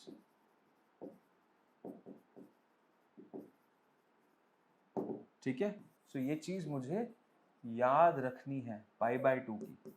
Okay, ठीक है सर, समझ गए, बढ़िया। आगे बढ़ते हैं। डेंसिटी रिलेशन भी आप समझ सकते हो। देखो डेंसिटी का मैक्सिमा जो है, बेसिकली डेंसिटी का मैक्सिमा आपका प्रेशर के मैक्सिमा इस रिलेशन से रिलेटेड रहता है। तो वहां पे आप ये चीज देख सकते हो कि डेंसिटी भी इस हिसाब से यू कैन, ये प्रेशर का रिलेशन हो गया, delta P equals to delta P max sine of के x minus omega T plus π/2। Same चीज रो के साथ भी, delta rho will be equal to delta rho maximum sine of के x minus omega T plus π/2। ठीक है, जहां पे आपका जो मैक्सिमम वैल्यू है डेंसिटी की, that is going to be rho upon B into delta P maximum value. ठीक है, जहां पे रो डेंसिटी और बी आपका बल्क मॉडुलस होता है। ठीक है सर, ओके, बढ़िया। आगे बढ़ते हैं, स्पीड ऑफ लॉन्जिट्यूडनल वेव। अब देखो, जैसा कि मैंने बताया, अगर मैं ट्रांसवर्स वेव की बात करूं, transverse wave most of the cases में एक स्ट्रिंग पे बनेगी, मोस्ट ऑफ द केसेस में एक स्ट्रिंग पे बनेगी। और स्ट्रिंग की जब मैं बात करूंगा तो वहां पे जो पैरामीटर आएगा वो under root of T by mu. तो जब मेरे को पता है कि एक स्ट्रिंग पे बन रही है और उस वेलोसिटी ऑफ वेव पता करना है एक स्ट्रिंग पे बनते हुए, तो फॉर्मुलेशन सिंपल है, that's going to be under root of T by nu के बराबर। ओके ठीक है सर। सो आपका एक लॉन्जिट्यूडनल वेव, अब ट्रांसवर्स वेव में तो हो गया boss under root of T by mu string पे, लेकिन जब मैं लॉन्जिट्यूडनल वेव की बात करूंगा तो वो तो यार देखो रॉड में बन सकती है, वो लिक्विड्स में बन सकती है, वो सॉलिड्स में बन सकती है, तो वहां टेंशन से काम नहीं बनेगा। वहां पे जो पैरामीटर है वो इस तरीके का है। तो देखो कि अगर मैं रॉड की बात करूं, this is for rod, this is for a rod, unidimensional rod, तो इसमें हो जाता है under root of y by rho, जहां y क्या है, y is your Young's modulus, y is your Young's modulus of elasticity, rho क्या है, रो है तुम्हारी volumetric density, volumetric density I suppose सबको समझ में आती है यार, वॉल्यूमेट्रिक डेंसिटी मतलब mass upon volume, linear mass density यानी mass upon length, areal mass density यानी मास अपॉन एरिया, ओके ठीक। और अगर मैं लिक्विड्स और गैसेस की बात करूं तो वहां हो जाती है under root of B by rho, जहां बी क्या हो जाता है, बी हो जाता है बल्क मॉडुलस, ओके ये सॉलिड्स के लिए भी है, वो रॉड्स के लिए है, ये सॉलिड्स के लिए मोस्टली, ठीक है। और मतलब 3 डायमेंशन जिसमें कंप्रेशन का फैक्टर आ जाता है, तो बी हो जाता है यहाँ पे बल्क मॉड्यूलस, ठीक है, और रो आपका as it is volumetric mass density, ठीक है। अब इस हिसाब से अगर आपको एक केस बताऊं तो देखो बल्क मॉडुलस जो होता है ना, ये हमने मैकेनिकल प्रॉपर्टीज ऑफ सॉलिड्स में देखा हुआ, बल्क मॉडुलस के इनवर्सली प्रोपोर्शनल होता है। के क्या होता है, के होता है कंप्रेसिबिलिटी, के होता है कंप्रेसिबिलिटी, ठीक है। कंप्रेसिबिलिटी का सेंस ये है कि आपका जो बल्क मॉडुलस है, जो बल्क मॉडुलस है सब्सटेंसेस का, that is inversely related with compressibility, okay. अब सॉलिड्स, लिक्विड्स और गैसेस, तीन चीजें, तो सॉलिड्स की कंप्रेसिबिलिटी ज्यादा है कि लिक्विड्स की ज्यादा है कि गैसेस की ज्यादा है, सोचो इस बात में।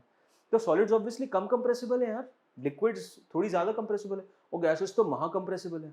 मतलब कंप्रेसिबिलिटी की अगर मैं बात करूंगा तो सॉलिड्स की कंप्रेसिबिलिटी सबसे कम होगी, ठीक है, और उससे ज्यादा होगी लिक्विड्स की, और उससे ज्यादा होगी गैसेस की, ये बात क्लियर है। अब कंप्रेसिबिलिटी का हिसाब ये, तो बल्क मॉडुलस का हिसाब क्या होगा, बल्क मॉडुलस सॉलिड्स का सबसे ज्यादा होगा, फिर लिक्विड्स का होगा और फिर गैसेस का होगा। अब क्योंकि ये हिसाब है बल्क मॉडुलस का, तो वेलोसिटी ऑफ द वेव जो कि डायरेक्टली प्रोपोर्शनल है बल्क मॉडुलस की, उसका क्या हिसाब हो जाएगा, तो वेलोसिटी सॉलिड्स में सबसे ज्यादा होगी, फिर लिक्विड्स में होगी, फिर गैसेस में होगी।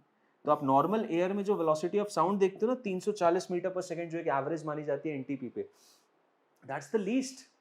हजारों में होती है सॉलिड्स के अंदर वेलोसिटी ऑफ साउंड, ठीक है। सो अगर मैं साउंड की बात करूं तो सॉलिड सब्सटेंसेस में वेलोसिटी ऑफ साउंड बहुत ज्यादा होती है, और गैसेस में जो कि सबसे लीस्ट होती है नॉर्मल एयर में, that is 340 metre per second, okay, 330 300 तक भी जाती है। So you should be knowing of this कि वेलोसिटी ऑफ साउंड सॉलिड्स में सबसे ज्यादा होती है, ओके ठीक है सर, बढ़िया। अब यहाँ पे एक पैरामीटर आ जाता है न्यूटन्स फॉर्मूला और लैपलेस करेक्शन का, तो दोनों पैरामीटर जरा फटाफट देख लेते हैं। देखो क्या बोला था न्यूटन ने ये बोला था कि भाई साउंड चल रहा है, साउंड चल रहा है, बात होगी वेलोसिटी ऑफ साउंड वेव्स की बात होगी, under root of B by rho के बराबर है, ठीक है, मान लिया। अब न्यूटन ने बोला कि भाई जब साउंड प्रोपोगेट करता है तो साउंड का प्रोपोगेशन होता है आइसोथर्मल। किसने बोला, ये न्यूटन ने बोला। न्यूटन ने क्या बोला, यहां लिख देता हूं, जो कि न्यूटन ने बोला साउंड प्रोपोगेशन इज आइसोथर्मल, ठीक है, साउंड प्रोपोगेशन इज आइसोथर्मल। अब आइसोथर्मल प्रोपोगेशन ऑफ साउंड है तो PV will be equal to constant, ideal gas अगर मानो तो PV इक्वल्स टू कांस्टेंट, और अगर PV कांस्टेंट है तो उसने बल्क मॉडुलस को P से रिप्लेस कर दिया, मतलब उसने बोला PV कांस्टेंट है, डिफरेंशिएट करो तो PdV plus VdP is equal to 0। यहां से रिलेशन आ जाएगी कि dP upon dV by V एक नेगेटिव साइन के साथ इज इक्वल टू P, और dP upon dV by V basically क्या होता है, ये हो जाता है मेरा बल्क मॉडुलस, ये हो जाता है मेरा बल्क मॉडुलस। तो बल्क मॉडुलस को उन्होंने जो वेलोसिटी ऑफ साउंड आया था B बाय रो, उसको उन्होंने रिप्लेस कर दिया वेलोसिटी ऑफ साउंड वेव्स। उन्होंने बोला भैया ये आपने under root of B by rho लिखा था ना, इसको मैं कर देता हूँ under root of P by rho, ठीक है। लाप्लेस आया और इससे हमने बेसिकली आंसर निकाला जब, तो आंसर गलत आया, 340 आना चाहिए था, हमारा आ रहा था 298 278 280, तो डिफरेंस ज्यादा था। फिर लाप्लेस भाई आए, लाप्लेस ने क्या बोला कि बॉस जब साउंड प्रोपोगेट करता है ना, आइसोथर्मल प्रोसेस होने के लिए प्रोसेस बहुत धीमा चलना चाहिए। लेकिन जब मैं बहुत क्विक प्रोसेसेस की बात करूँ, जैसे sudden bursting of a tyre, tyre एकदम अचानक से फट गया। अब टायर एकदम अचानक से फटा तो बेसिकली जो यहाँ पे हुआ एक्सपेंशन ऑफ गैस वो एडियाबैटिक नेचर का हुआ, ठीक है। तो मैं लैपलेस की अगर बात करूंगा तो लैपलेस ने क्या बोला कि यार जब साउंड प्रोपोगेट करता है ना तो साउंड का प्रोपोगेशन आइसोथर्मल नहीं होता, साउंड का प्रोपोगेशन आइसोथर्मल नहीं होता, रादर वो कैसा होता है, वो एडियाबैटिक होता है। तो लैपलेस टोल्ड कि the sound propagation is adiabatic in nature, ठीक है। कैसा है, एडियाबैटिक साउंड प्रोपोगेशन होता है, ओके। अब क्योंकि एडियाबैटिक साउंड प्रोपोगेशन होता है तो मैं ये बोल सकता हूं कि PV raise to the power gamma constant रहेगा, ठीक है। और तुम वही चीज वापस करोगे तो यहाँ पे रिलेशन आ जाएगा dp upon dv by v, एक नेगेटिव साइन के साथ, that is going to be gamma times P, gamma times P, okay. अब क्योंकि गामा टाइम्स पी है तो आप उसको वापस वहीं रख दो जो रिलेशन निकाला था under root of P by rho में। बी की जगह क्या रख दोगे, गामा टाइम्स पी रख दोगे। अब गामा टाइम्स पी रखोगे तो इसने जो वेलोसिटी ऑफ साउंड बोला वो बोल दिया under root of gamma P by rho, under root of gamma P by rho, ये हो जाता है वेलोसिटी ऑफ साउंड। समझ में आया, क्लियर है। तो इस तरीके से आप वेलोसिटी ऑफ साउंड निकालते हो किस केस में, आप कब निकालते हो ऐसे में, आप निकालते हो मतलब this is basically the corrected version. तो गामा, नॉर्मल एयर का गामा कितना होता है, it's mostly diatomic, right. Nitrogen है, ऑक्सीजन है, सारी डायटोमिक गैसेज है। अब क्योंकि सारी डायटोमिक गैसेज है तो गामा की वैल्यू हो जाएगी 1.4, उसको वहां रिप्लेस कर दो, वेलोसिटी ऑफ साउंड वेव आ जाएगा। वेलोसिटी ऑफ साउंड वेव 1.4 जैसी रखोगे वैल्यू आ जाएगी आपके पास, वेलोसिटी ऑफ साउंड वेव वही 340 मीटर पर सेकंड के आसपास आ जाएगी, ओके। सो गामा क्या होता है यहाँ पे, गामा एडियाबैटिक कांस्टेंट होता है, that is the ratio of CP/CV, ठीक। सो आई थिंक ये एनालिसिस आपको क्लियर है एंड आप बड़ी अच्छी तरीके से इसको समझ भी चुके हो, ओके, ठीक है। अब कुछ वेरिएशन देखते हैं। तो देखो गामा पी बाय रो था ना, गामा पी बाय कितना था, वेलोसिटी ऑफ साउंड, असल में फाइनली हमने क्या माना, गामा पी बाय रो, ठीक है। पी की जगह मैं क्या रखना चाहता हूँ, पी की जगह रखना चाहता हूँ P V equals to NRT है, ठीक है। सो अब मैं क्या करना चाह रहा हूँ, इस एन को मैं लिख लूंगा टोटल मास अपॉन मॉलिक्यूलर मास, ठीक है। और ये वॉल्यूम को यहाँ ले आया और ये आर इंटू टी, ये हो गया पी। अब ये मास अपॉन वॉल्यूम क्या हो गया डेंसिटी, इस डेंसिटी को यहाँ नीचे ले आया तो पी बाय रो कितना हो गया मेरा, आर टी अपॉन मॉलिक्यूलर मास। इसको मैं यहाँ रख दूंगा तो यहाँ से वेलोसिटी ऑफ वेव क्या आ जाएगा, gamma R T upon molecular mass, जहाँ एम क्या है, मॉलिक्यूलर मास। अब यहाँ पे R constant, molecular mass constant और गामा तो कांस्टेंट है ही, तो यहाँ से डायरेक्टली क्या समझ में आता है कि यार वेलोसिटी टेम्परेचर के डायरेक्टली रिलेटेड है। मतलब तापमान बढ़ाओगे तो वेलोसिटी ऑफ साउंड इंक्रीज कर जाएगा, अगर तुमने दोगुना तापमान कर दिया तो वेलोसिटी ऑफ साउंड √2 टाइम्स बढ़ जाएगा, ठीक है। तो बहुत इंपॉर्टेंट रिलेशन है, याद रखना। सेकेंड केस, क्योंकि केस में आपका पी बाय रो रहता है, ठीक है, velocity of sound under root of gamma P by rho रहता है, तो यहाँ से ये चीज समझ में आती है कि भाई प्रेशर से तो डायरेक्टली प्रोपोर्शनल है, मतलब अगर प्रेशर बढ़ाऊंगा तो वेलोसिटी ऑफ साउंड बढ़ेगा नहीं, यही प्रॉब्लम है। जैसे जैसे मैं प्रेशर बढ़ाऊंगा वैसे वैसे रो बढ़ता चला जाएगा, जैसे जैसे मैं प्रेशर बढ़ाऊंगा वैसे वैसे रो क्या होता जाएगा, बढ़ता चला जाएगा, अगर टेम्परेचर कांस्टेंट है, ठीक है। अगर टेम्परेचर कांस्टेंट है तो प्रेशर बढ़ाने से रो बढ़ता जाएगा, क्योंकि आप देखो ना यार, प्रेशर बाय रो क्या है, pressure by rho basically RT है। तो इसका मतलब अगर तुम प्रेशर बढ़ा रहे हो, टेम्परेचर तुमने कांस्टेंट रखा हुआ है, तो ये भी बढ़ेगा, क्योंकि दोनों इस हिसाब से एडजस्ट होंगे ताकि आरटी आपका कांस्टेंट रहे, सिंपल सी चीज है। तो प्रेशर बढ़ाओगे तो डेंसिटी बढ़ेगी, प्रेशर घटाओगे डेंसिटी घटेगी, अल्टीमेटली प्रेशर के variation only on the variations of pressure, velocity of sound के साथ कुछ खिलवाड़ नहीं होता है। Velocity of sound as it is रहती है अगर प्रेशर को तुम ऊपर नीचे करते हो तो, ठीक है। So, if temperature of a medium remains constant, then on changing pressure, density of the medium proportionally changes so that the ratio of velocity P by rho remains constant and the velocity of sound remains unhindered. Velocity of sound change होती ही नहीं है, जैसी की वैसी रहती है, ठीक है। ओके, बढ़िया। अब effect of humidity on velocity of sound, देखो बड़ी मजेदार चीज, ह्यूमिडिटी का क्या इफेक्ट होता है वेलोसिटी ऑफ साउंड पे। तो अगर साउंड वेव्स है मीडियम में चल रही है, साउंड वेव्स है मीडियम में चल रही हैं और वो मीडियम में अचानक से ह्यूमिडिटी बढ़ गई, तो होगा क्या, नॉर्मल एयर की बात करूं, जो ह्यूमिडिटी की डेंसिटी होती है ना वो नॉर्मल एयर से थोड़ी कम होती है। यहाँ देख सकते हो ड्राई एयर की जो ह्यूमिडिटी रहती है 1.29 समथिंग रहती है kg/m3, on the contrary water vapour की, वेपर जब आ जाता है तो उसकी ह्यूमिडिटी 0.8 रहती है। तो ओवरऑल अगर वेपर ज्यादा हो गया, मॉइस्ट एयर की डेंसिटी ओवरऑल क्या हो जाएगी, पहले से कम हो जाएगी, क्योंकि ड्राई एयर 1.3 है और उसमें मॉइस्ट एयर मिक्स हो गई तो फिर 1.3 प्लस समथिंग, तो बेसिकली ओवरऑल जो डेंसिटी वो क्या हो जाएगी, कम हो जाएगी। अब क्योंकि ओवरऑल डेंसिटी कम हो रही है तो यहां से आप क्या समझ रहे हो, वेलोसिटी ऑफ साउंड में बढ़ेगी। मतलब मॉइस्ट एयर में आपकी वेलोसिटी ज्यादा होगी एज कंपेयर टू ड्राई। और रीजन बड़ा सिंपल है कि आपकी डेंसिटी क्या हो गई, मॉइस्ट में कम हो गई, ठीक है। So therefore velocity of sound in moist air is greater than the velocity of sound in dry, ठीक है, याद रहेगा, ठीक है sir. Effect of wind on speed, अब भाई जिस डायरेक्शन में विंड चल रही है अगर उसी डायरेक्शन में साउंड भेजना है, ये तो हमने डॉपलर इफेक्ट में भी देखा है, जो कि हम देखा नहीं अभी देखेंगे नेक्स्ट सेशन में।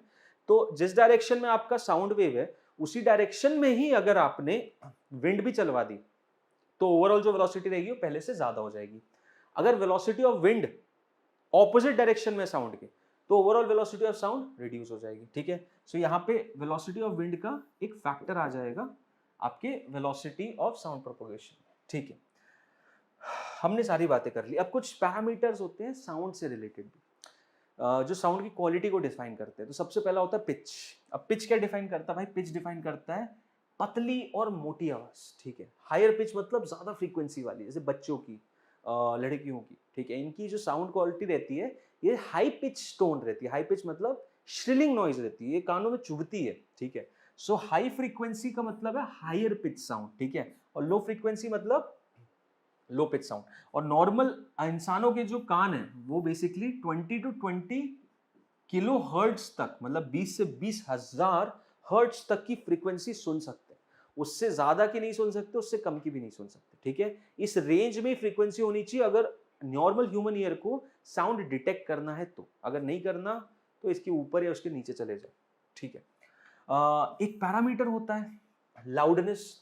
अब वो लाउडनेस का सेंस होता है, बेसिकली लाउडनेस रिलेट होता है इंटेंसिटी से, कि पिच डिफाइन होता है फ्रीक्वेंसी से और लाउडनेस डिफाइन होता है इंटेंसिटी से। कितना ज्यादा इंटेंसिटी, मतलब 15,000 हर्ट्ज का ही फ्रीक्वेंसी वाला साउंड बहुत ज्यादा इंटेंस भी हो सकता है, कम इंटेंस भी हो सकता है। तो इंटेंसिटी का जहां डिफरेंशिएशन आ जाता है वहां पे लाउडनेस का पैरामीटर आता है। अब लाउडनेस को डिफाइन करने के लिए एक बहुत अच्छी स्केल डिफाइन की है किसने, डेसिबल नाम के एक साइंटिस्ट ने। और वो स्केल कुछ इस हिसाब से रहती है, डेसिबल स्केल। निकाला कैसे जाता है, जो भी इंटेंसिटी आ रही है आपके पास उस आई को यहां रखो। आई नोट की वैल्यू ऑलरेडी आपके पास है, कितनी है, 10⁻⁻12 वॉट पर मीटर स्क्वायर। इसको यहां रखोगे और एक डेसिबल स्केल पे आप ये वैल्यू निकालोगे, बीटा की वैल्यू, जो कि होती है 10 times log of base log with base 10 I upon I not, ठीक है। ये जो वैल्यू आएगी डेसिबल में आएगी, ठीक है। उस स्केल से डिफाइन होगा कि यार इंटेंसिटी कितनी ज्यादा है, ठीक है। इसके स्केल के अकॉर्डिंग ही नॉर्मल रात में 11 बजे के बाद म्यूजिक का स्केल कितना होना चाहिए वो भी डिफाइन होता है। बहुत सारे नॉर्मल जगह की ये एजुकेशनल एरिया है, ये आपका मतलब प्रीमियम एरिया है, यहाँ पे आपके ज़्यादा हाई प्रोफाइल गेस्ट वीवीआईपीज का एरिया है, तो यहाँ पे साउंड नॉइज आपकी इससे ज़्यादा नहीं होनी चाहिए। तो बेसिकली इंटेंसिटी यहाँ पे डिफाइन कैसे कर रहे हो आप, डेसिबल स्केल के थ्रू, ठीक है। ओके बढ़िया।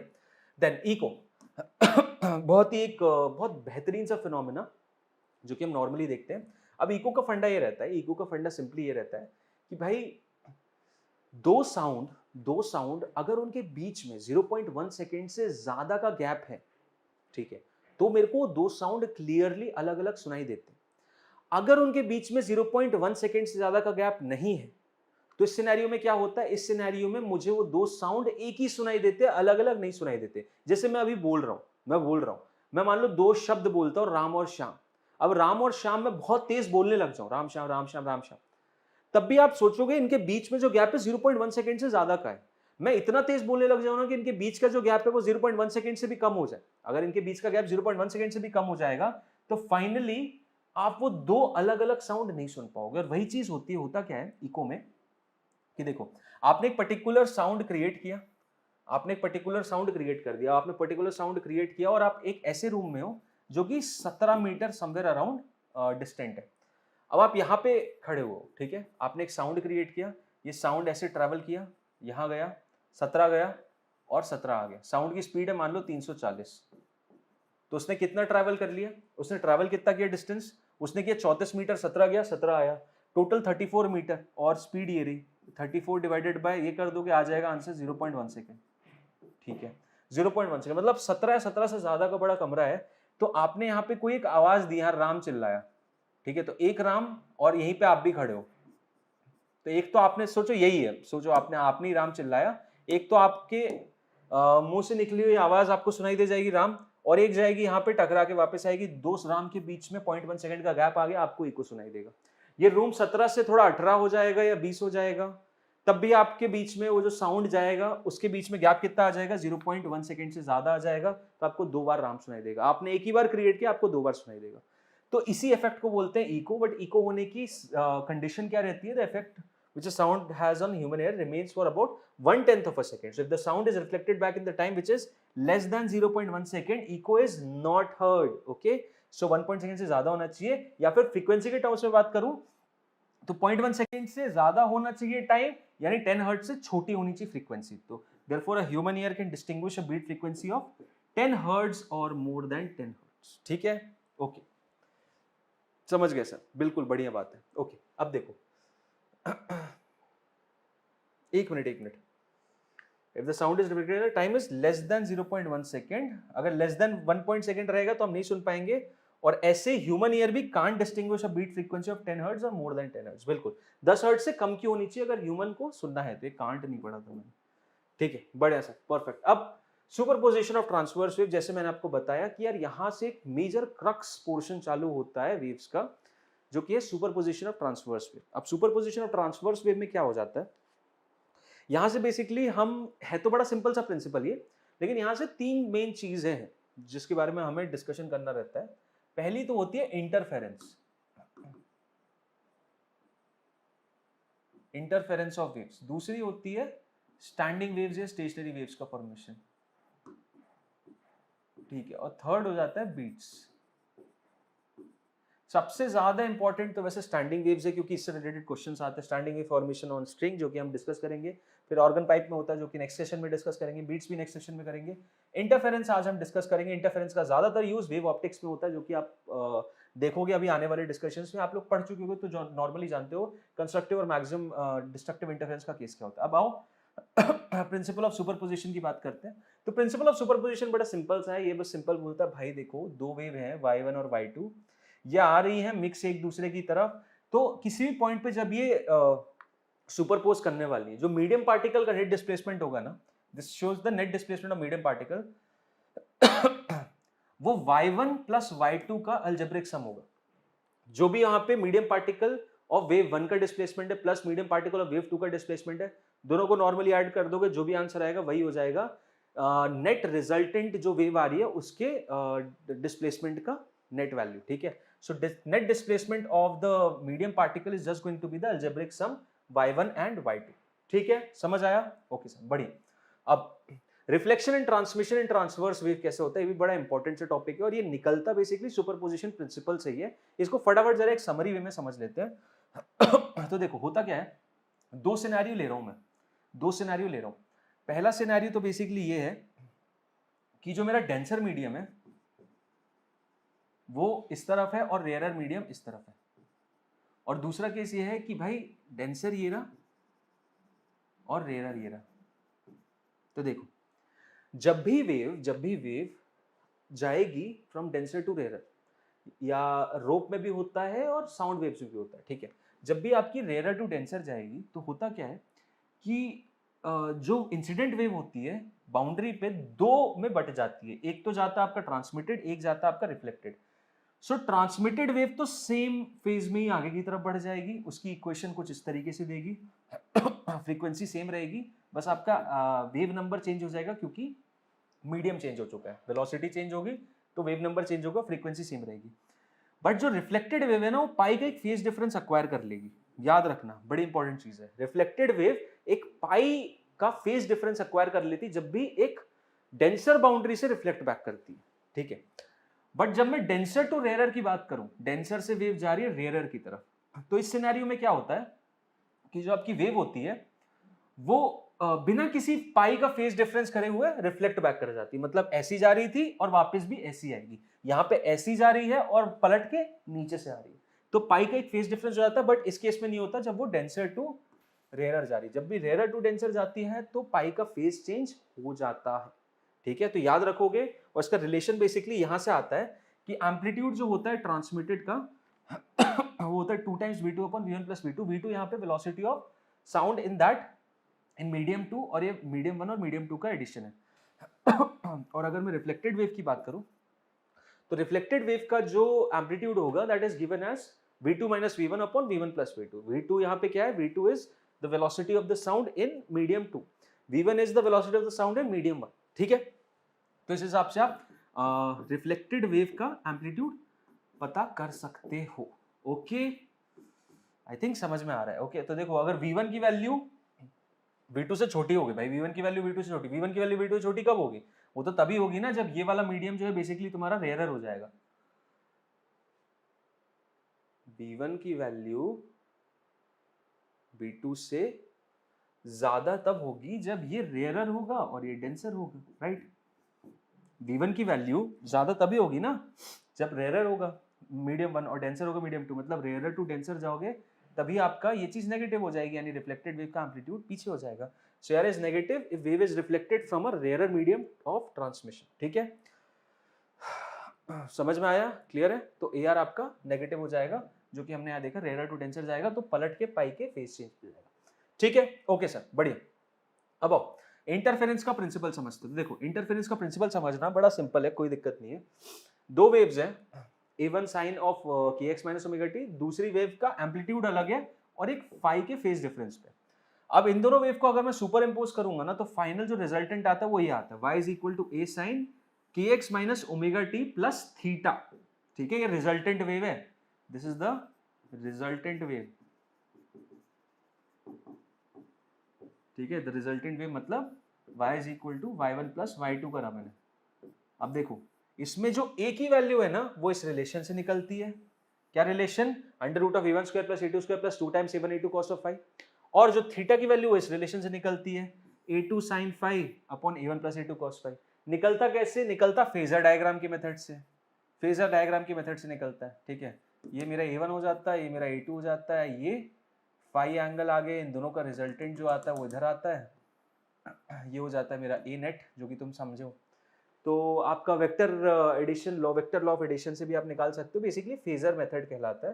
तो a की value under root of a1 square plus a2 square plus 2 times a1 a2 cos of phi के बराबर होती है। और यहीं से, इस रिलेशन से ही पता चलता है कि आपका जो इंटरफेरेंस हो रहा है वो कंस्ट्रक्टिव है कि डिस्ट्रक्टिव है। कैसे, अगर इसकी वैल्यू को मैक्सिमम कर दोगे तो केस बन जाएगा कंस्ट्रक्टिव इंटरफेरेंस का, इसी वैल्यू को मिनिमम कर दोगे तो केस बन जाएगा डिस्ट्रक्टिव इंटरफेरेंस का। और इसकी जो मैक्सिमम और मिनिमम वैल्यू पता है किस पे डिपेंड करती है, a1 a2 पे तो करती है, बट वो मैक्सिमम ही रखें, उसको चेंज नहीं कर रहे।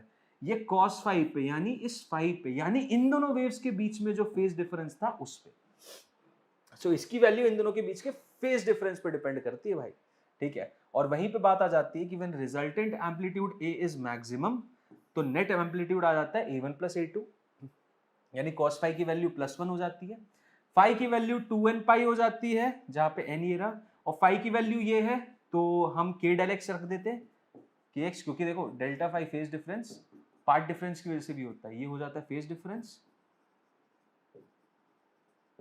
और ये होता है पाथ डिफरेंस, ठीक है। सो दोनों रिलेटेड रहते हैं, तो हमें डेल्टा फाई kx की जगह यहाँ रखोगे तो 2n पाई कितना आ जाएगा, ये सब चीजें आप पढ़ चुके हो यार ऑलरेडी।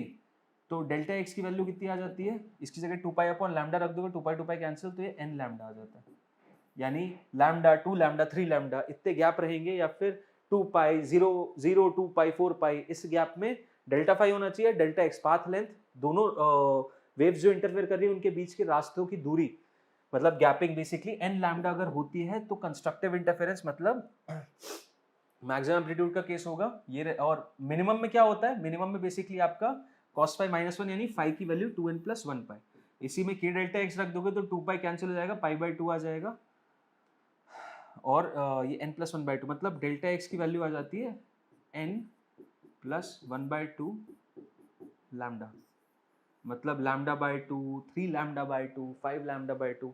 अगर डेल्टा x उतना आ जाएगा, बेसिकली आपका a कितना है, a आपका मिनिमम है, मिनिमम एम्पलीट्यूड का केस बन रहा है, ठीक है। सो भाई लोग, आई थिंक आप सभी को ये चीज़ क्लियर है डिस्ट्रक्टिव इंटरफेरेंस का क्या पैरामीटर होता है और किस तरीके से हम डिफाइन कर सकते हैं। ठीक है। सो इनके बारे में और डिस्कशन होगा वेव ऑप्टिक्स में भी, वापस इसको रिविजिट करेंगे और वापस समझेंगे कैसे हमने इंटरफेरेंस पैटर्न बताए। अब आते हैं सबसे मेन पॉइंट की तरफ, जो कि है standing waves on a string. देखो standing waves on a string का क्या केस है, इसको समझने के लिए बेसिकली मैंने एम्पलीट्यूड सेम माना है, ठीक है, और ये भी सेम माना है, बट ये जो दोनों वेव्स हैं ये अलग है। ठीक है, तुम बोलोगे फ्रीक्वेंसी के सब सेम मान लिया, 5 भी अभी मैं हटा दूंगा, तो इसलिए हटाया ताकि तुम्हें सिंप्लिसिटी समझे। यहाँ बेसिकली होता क्या है, दो वेव्स जो हैं वो ऑपोजिट डायरेक्शन में सुपर इम्पोज करती है। ठीक है, और सुपर इम्पोज करने से बेसिकली फॉर्मेशन किस चीज का होता है, फॉर्मेशन होता है स्टैंडिंग वेव्स का। ठीक है, फॉर्मेशन होता है स्टैंडिंग वेव्स का, मतलब मीडियम पार्टिकल्स अब एक ही पोजीशन पे ऊपर नीचे कर रहे हैं। नेक्स्ट सेशन में इसका एक मेरे को जिफ, मैं आपको जिफ भी दिखाऊंगा बेसिकली अंडरस्टैंड करने के लिए। तो यहाँ पे बेसिकली क्या हो रहा है, आपके मीडियम पार्टिकल्स का एम्पलीट्यूड जो कि अभी तक डिफाइन नहीं था, अब वो डिफाइन था, पहले ए था, अब वो अलग अलग पॉइंट पे एम्पलीट्यूड भी अलग अलग हो जाएगा।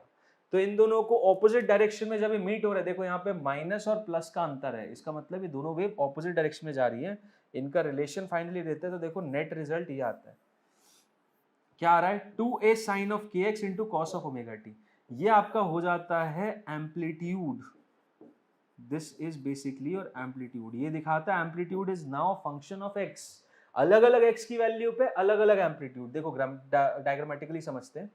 तो यहाँ पे क्या होता है कि वेव का फॉर्मेशन कुछ इस तरीके का है कि इस पॉइंट पे जाऊंगा तो एम्पलीट्यूड 0, इस पॉइंट पे जाऊंगा तो एम्पलीट्यूड इतना है, इस पे जाऊंगा तो एम्पलीट्यूड इतना है, इस पे जाऊंगा एम्पलीट्यूड इतना, वापस 0।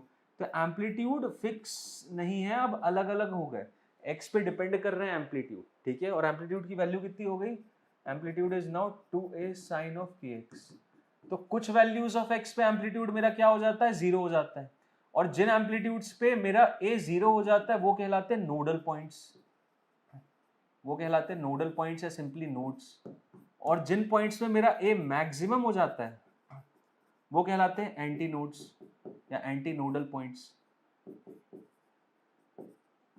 ठीक है, तो देखो जैसे यहाँ पे बताऊं, तो ये बेसिकली मेरा एंटी नोडल पॉइंट है, ये वाला, ये मेरा एंटी नोडल पॉइंट है, ये मेरा एंटी नोडल पॉइंट है, ये मेरा एंटी नोडल पॉइंट है, ये मेरा नोडल पॉइंट है, this is my nodal point. समझ में आ रहा है आपको, इसमें बताओगे तो यही एंटी नोडल, ये रहे टोटल 1 2 3 4 और 1 2 3 मेरे नोडल पॉइंट हो गए। समझ रहे बात को। सो नोडल पॉइंट वो जहां पे एम्पलीट्यूड 0 हो जाता है और एंटी नोडल वो जहां पे एम्पलीट्यूड मैक्सिमम होता है। ठीक है, ये होता है फॉर्मेशन ऑफ स्टैंडिंग वेव्स, तब फॉर्म होती है जब दो वेव्स ऑपोजिट डायरेक्शन में आके सुपर इम्पोज कर जाए। ठीक है, ओके। अब इसमें स्टैंडिंग वेव का कॉन्सेप्ट हमें समझना है, स्ट्रिंग जो कि फिक्स है दोनों एंड पे, यहीं पे ये हमारा लास्ट टॉपिक रहेगा।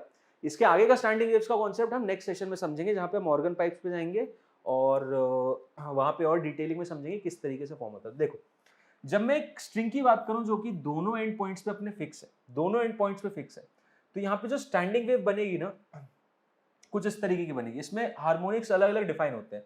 तो सबसे पहला हार्मोनिक, सबसे पहले तो देखो कंडीशन बताता हूं, एक स्ट्रिंग जो कि फिक्स दोनों एंड पे, तो कंडीशन यहाँ पे ये होती है, इसमें कंडीशन एक होती है मात्र कि nodal points should be at the closed ends, ये हो जाती है कंडीशन। अब ये कंडीशन का मतलब ये है कि जो तुमने बोला ना नोड और एंटी नोड बन रही, तो ये बोलता है भाई ये दोनों जो एंड पॉइंट है ना जहां पे मेरी स्ट्रिंग बंधी हुई है, फिक्स है ना दोनों एंड पे, वो तो ऊपर नीचे जा नहीं सकते, तो वहां पे तुम हमेशा नोड बनाओगे, ये वादा करो। तो बोला ठीक है, वादा कर दिया, पहला हार्मोनिक ये बन गया, समझ रहे, फर्स्ट हार्मोनिक है, फंडामेंटल टोन बोलते हैं। दूसरा क्या बन गया, दूसरा ये तरीके का बन गया, देख लो इसमें भी दोनों एंड पॉइंट पे नोड बना है। तीसरा क्या बन गया, तीसरा ये बन गया।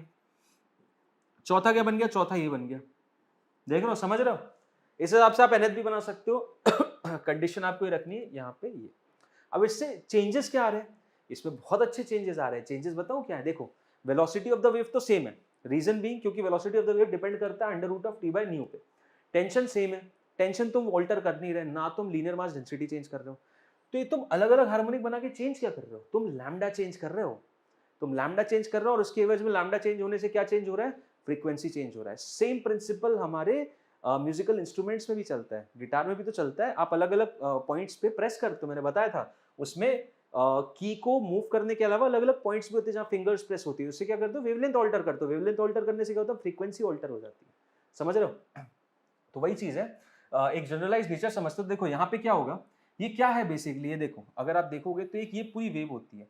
इस वेव में ये वाला जो पोर्शन आप देख रहे हो ना, ये क्या होता है, ये लैम्डा बाय 2 होता है। तो यहाँ पे क्या मैं बोल सकता है, टोटल लंबाई जो थी स्ट्रिंग की लैम्डा बाय 2 उसके बराबर एल है। हाँ जी बिल्कुल। तो लैम्डा की वैल्यू कितनी आ गई, 2L के बराबर, बिल्कुल। अब फ्रीक्वेंसी क्या होता है सर, तो फ्रीक्वेंसी हो जाता है मेरा v बाय लैम्डा, तो इसकी जगह रख दो तो v बाय 2L। ओके आ गई मेरी, ये क्या आ गई मेरी, ये आ गई मेरी फर्स्ट हार्मोनिक, राइट। ये फर्स्ट हार्मोनिक या फिर फंडामेंटल टोन भी बोलते हैं इसको, फंडामेंटल टोन या फिर फर्स्ट हार्मोनिक, आगे v बाय 2L के बराबर। ओके, इसमें क्या है, इसमें तो सर देखोगे पूरा का पूरा लैम्डा ही आ गया, तो यहाँ पे क्या बोलूंगा मैं, यहाँ बोलूंगा lambda is equal to L आ गया। अब अगर लैम्डा इक्वल टू एल आ गया तो यहीं पे रख दो v बाय लैम्डा की जगह, तो यहाँ पे आ जाएगा v बाय एल या 2v बाय 2L। ये मेरी आ गई सेकंड हार्मोनिक या फिर फर्स्ट ओवरटोन, सेकंड हार्मोनिक या फिर फर्स्ट ओवरटोन। टर्मिनोलॉजी याद रखना, इस टर्मिनोलॉजी में बहुत मेन एलिमेंट है, फर्स्ट ओवरटोन पूछ लेते हैं। तो फर्स्ट ओवरटोन ये नहीं है, फंडामेंटल टोन है, और ये फर्स्ट ओवरटोन ये है, ठीक है। देन नेक्स्ट थर्ड हार्मोनिक क्या होगी, इसमें lambda by 2 lambda by 2 lambda by 2, यानी यहाँ पे तो भाई 3 लैम्डा बाय 2 एल के बराबर है, यानी लैम्डा किसके बराबर है, यहाँ लैम्डा है 2L बाय 3 के बराबर, ठीक है। ओके, तो लैम्डा की वैल्यू 2L बाय 3 आ गई। अब इस लैम्डा को कहाँ रखेंगे, 2L बाय 3 आ गई, तो इसको यहाँ रखोगे तो देखो 3v बाय 2L आ गया। तो सेकेंड ओवरटोन या फिर थर्ड हार्मोनिक इतना आ गया, ऐसी फोर्थ हार्मोनिक और थर्ड ओवरटोन आ जाता है 4v बाय 2L। समझ रहे हो, मतलब v by 2L, 2v by 2L, 3v by 2L, 4v by 2L, ऐसी nth हार्मोनिक बोलूंगा तो कितना आ जाएगा, वो आ जाएगा nv बाय 2L, ठीक है। तो आप देखो अलग अलग सेट ऑफ हार्मोनिक्स पे अलग अलग फ्रीक्वेंसी तुम बना रहे हो एक स्टैंडिंग वेव में, ठीक है। मजेदार चीज है। ऐसे ही केस होता है string fixed at one and का। पिछला वाला केस क्या था, string fixed at both and, इसमें क्या है, string fixed at one and. इसमें क्या केस रहता है, इसमें कंडीशन रहती है, इसकी कंडीशन रहती है कि बॉस आप नोड बनाओ कहां पे, क्लोज्ड एंड पे। क्लोज्ड एंड पे आप क्या बनाओगे, नोड बनाओगे, और एंटी नोड कहां बनाओगे, ओपन एंड पे, ठीक है। ओपन एंड पे आप क्या बनाओगे, एंटी नोड बनाओगे, और क्लोज एंड पे क्या बनाओगे आप, क्लोज नोड बनाओगे, ठीक है। तो यहाँ पे वही केस है, सबसे पहला हार्मोनिक ये बनता है, फिर दूसरा जो बनता है वो ये बनता है। तो ये फंडामेंटल टोन तो कहलाता है या फिर फर्स्ट हार्मोनिक कहलाता है, ये फंडामेंटल टोन तो कहलाता है या फिर फर्स्ट हार्मोनिक कहलाता है, ठीक है।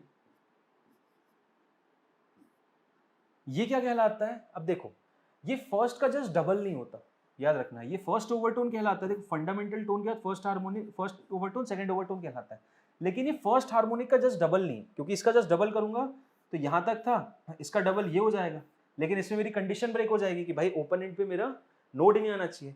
तो इसमें मेरे को एक और एलिमेंट वही इसी का आर्ट करना रहता है, तो इसको मैं थर्ड हार्मोनिक बोलता हूँ। समझ रहे हो, ये थर्ड हार्मोनिक कहलाता है।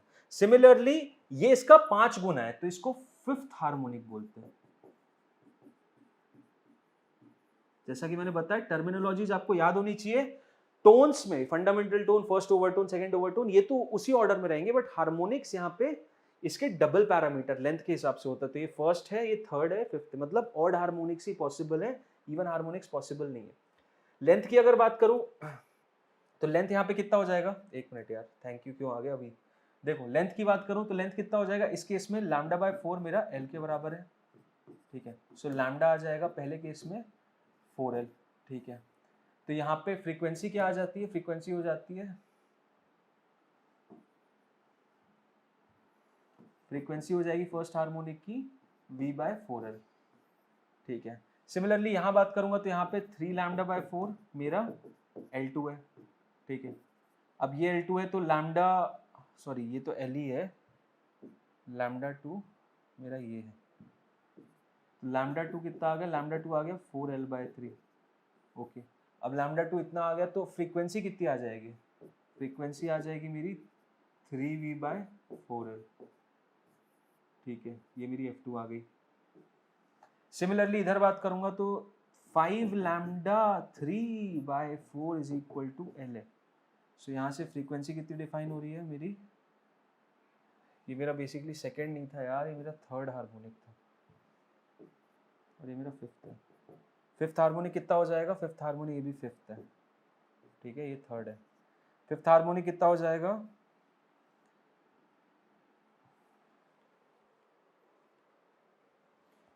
5V/4L, ठीक है। तो आप देख सकते हो इसमें कौन कौन से केसेस वैलिड है, V/4L, 3V/4L, 5V/4L, इस हिसाब से आपके केसेस डिफाइंड है।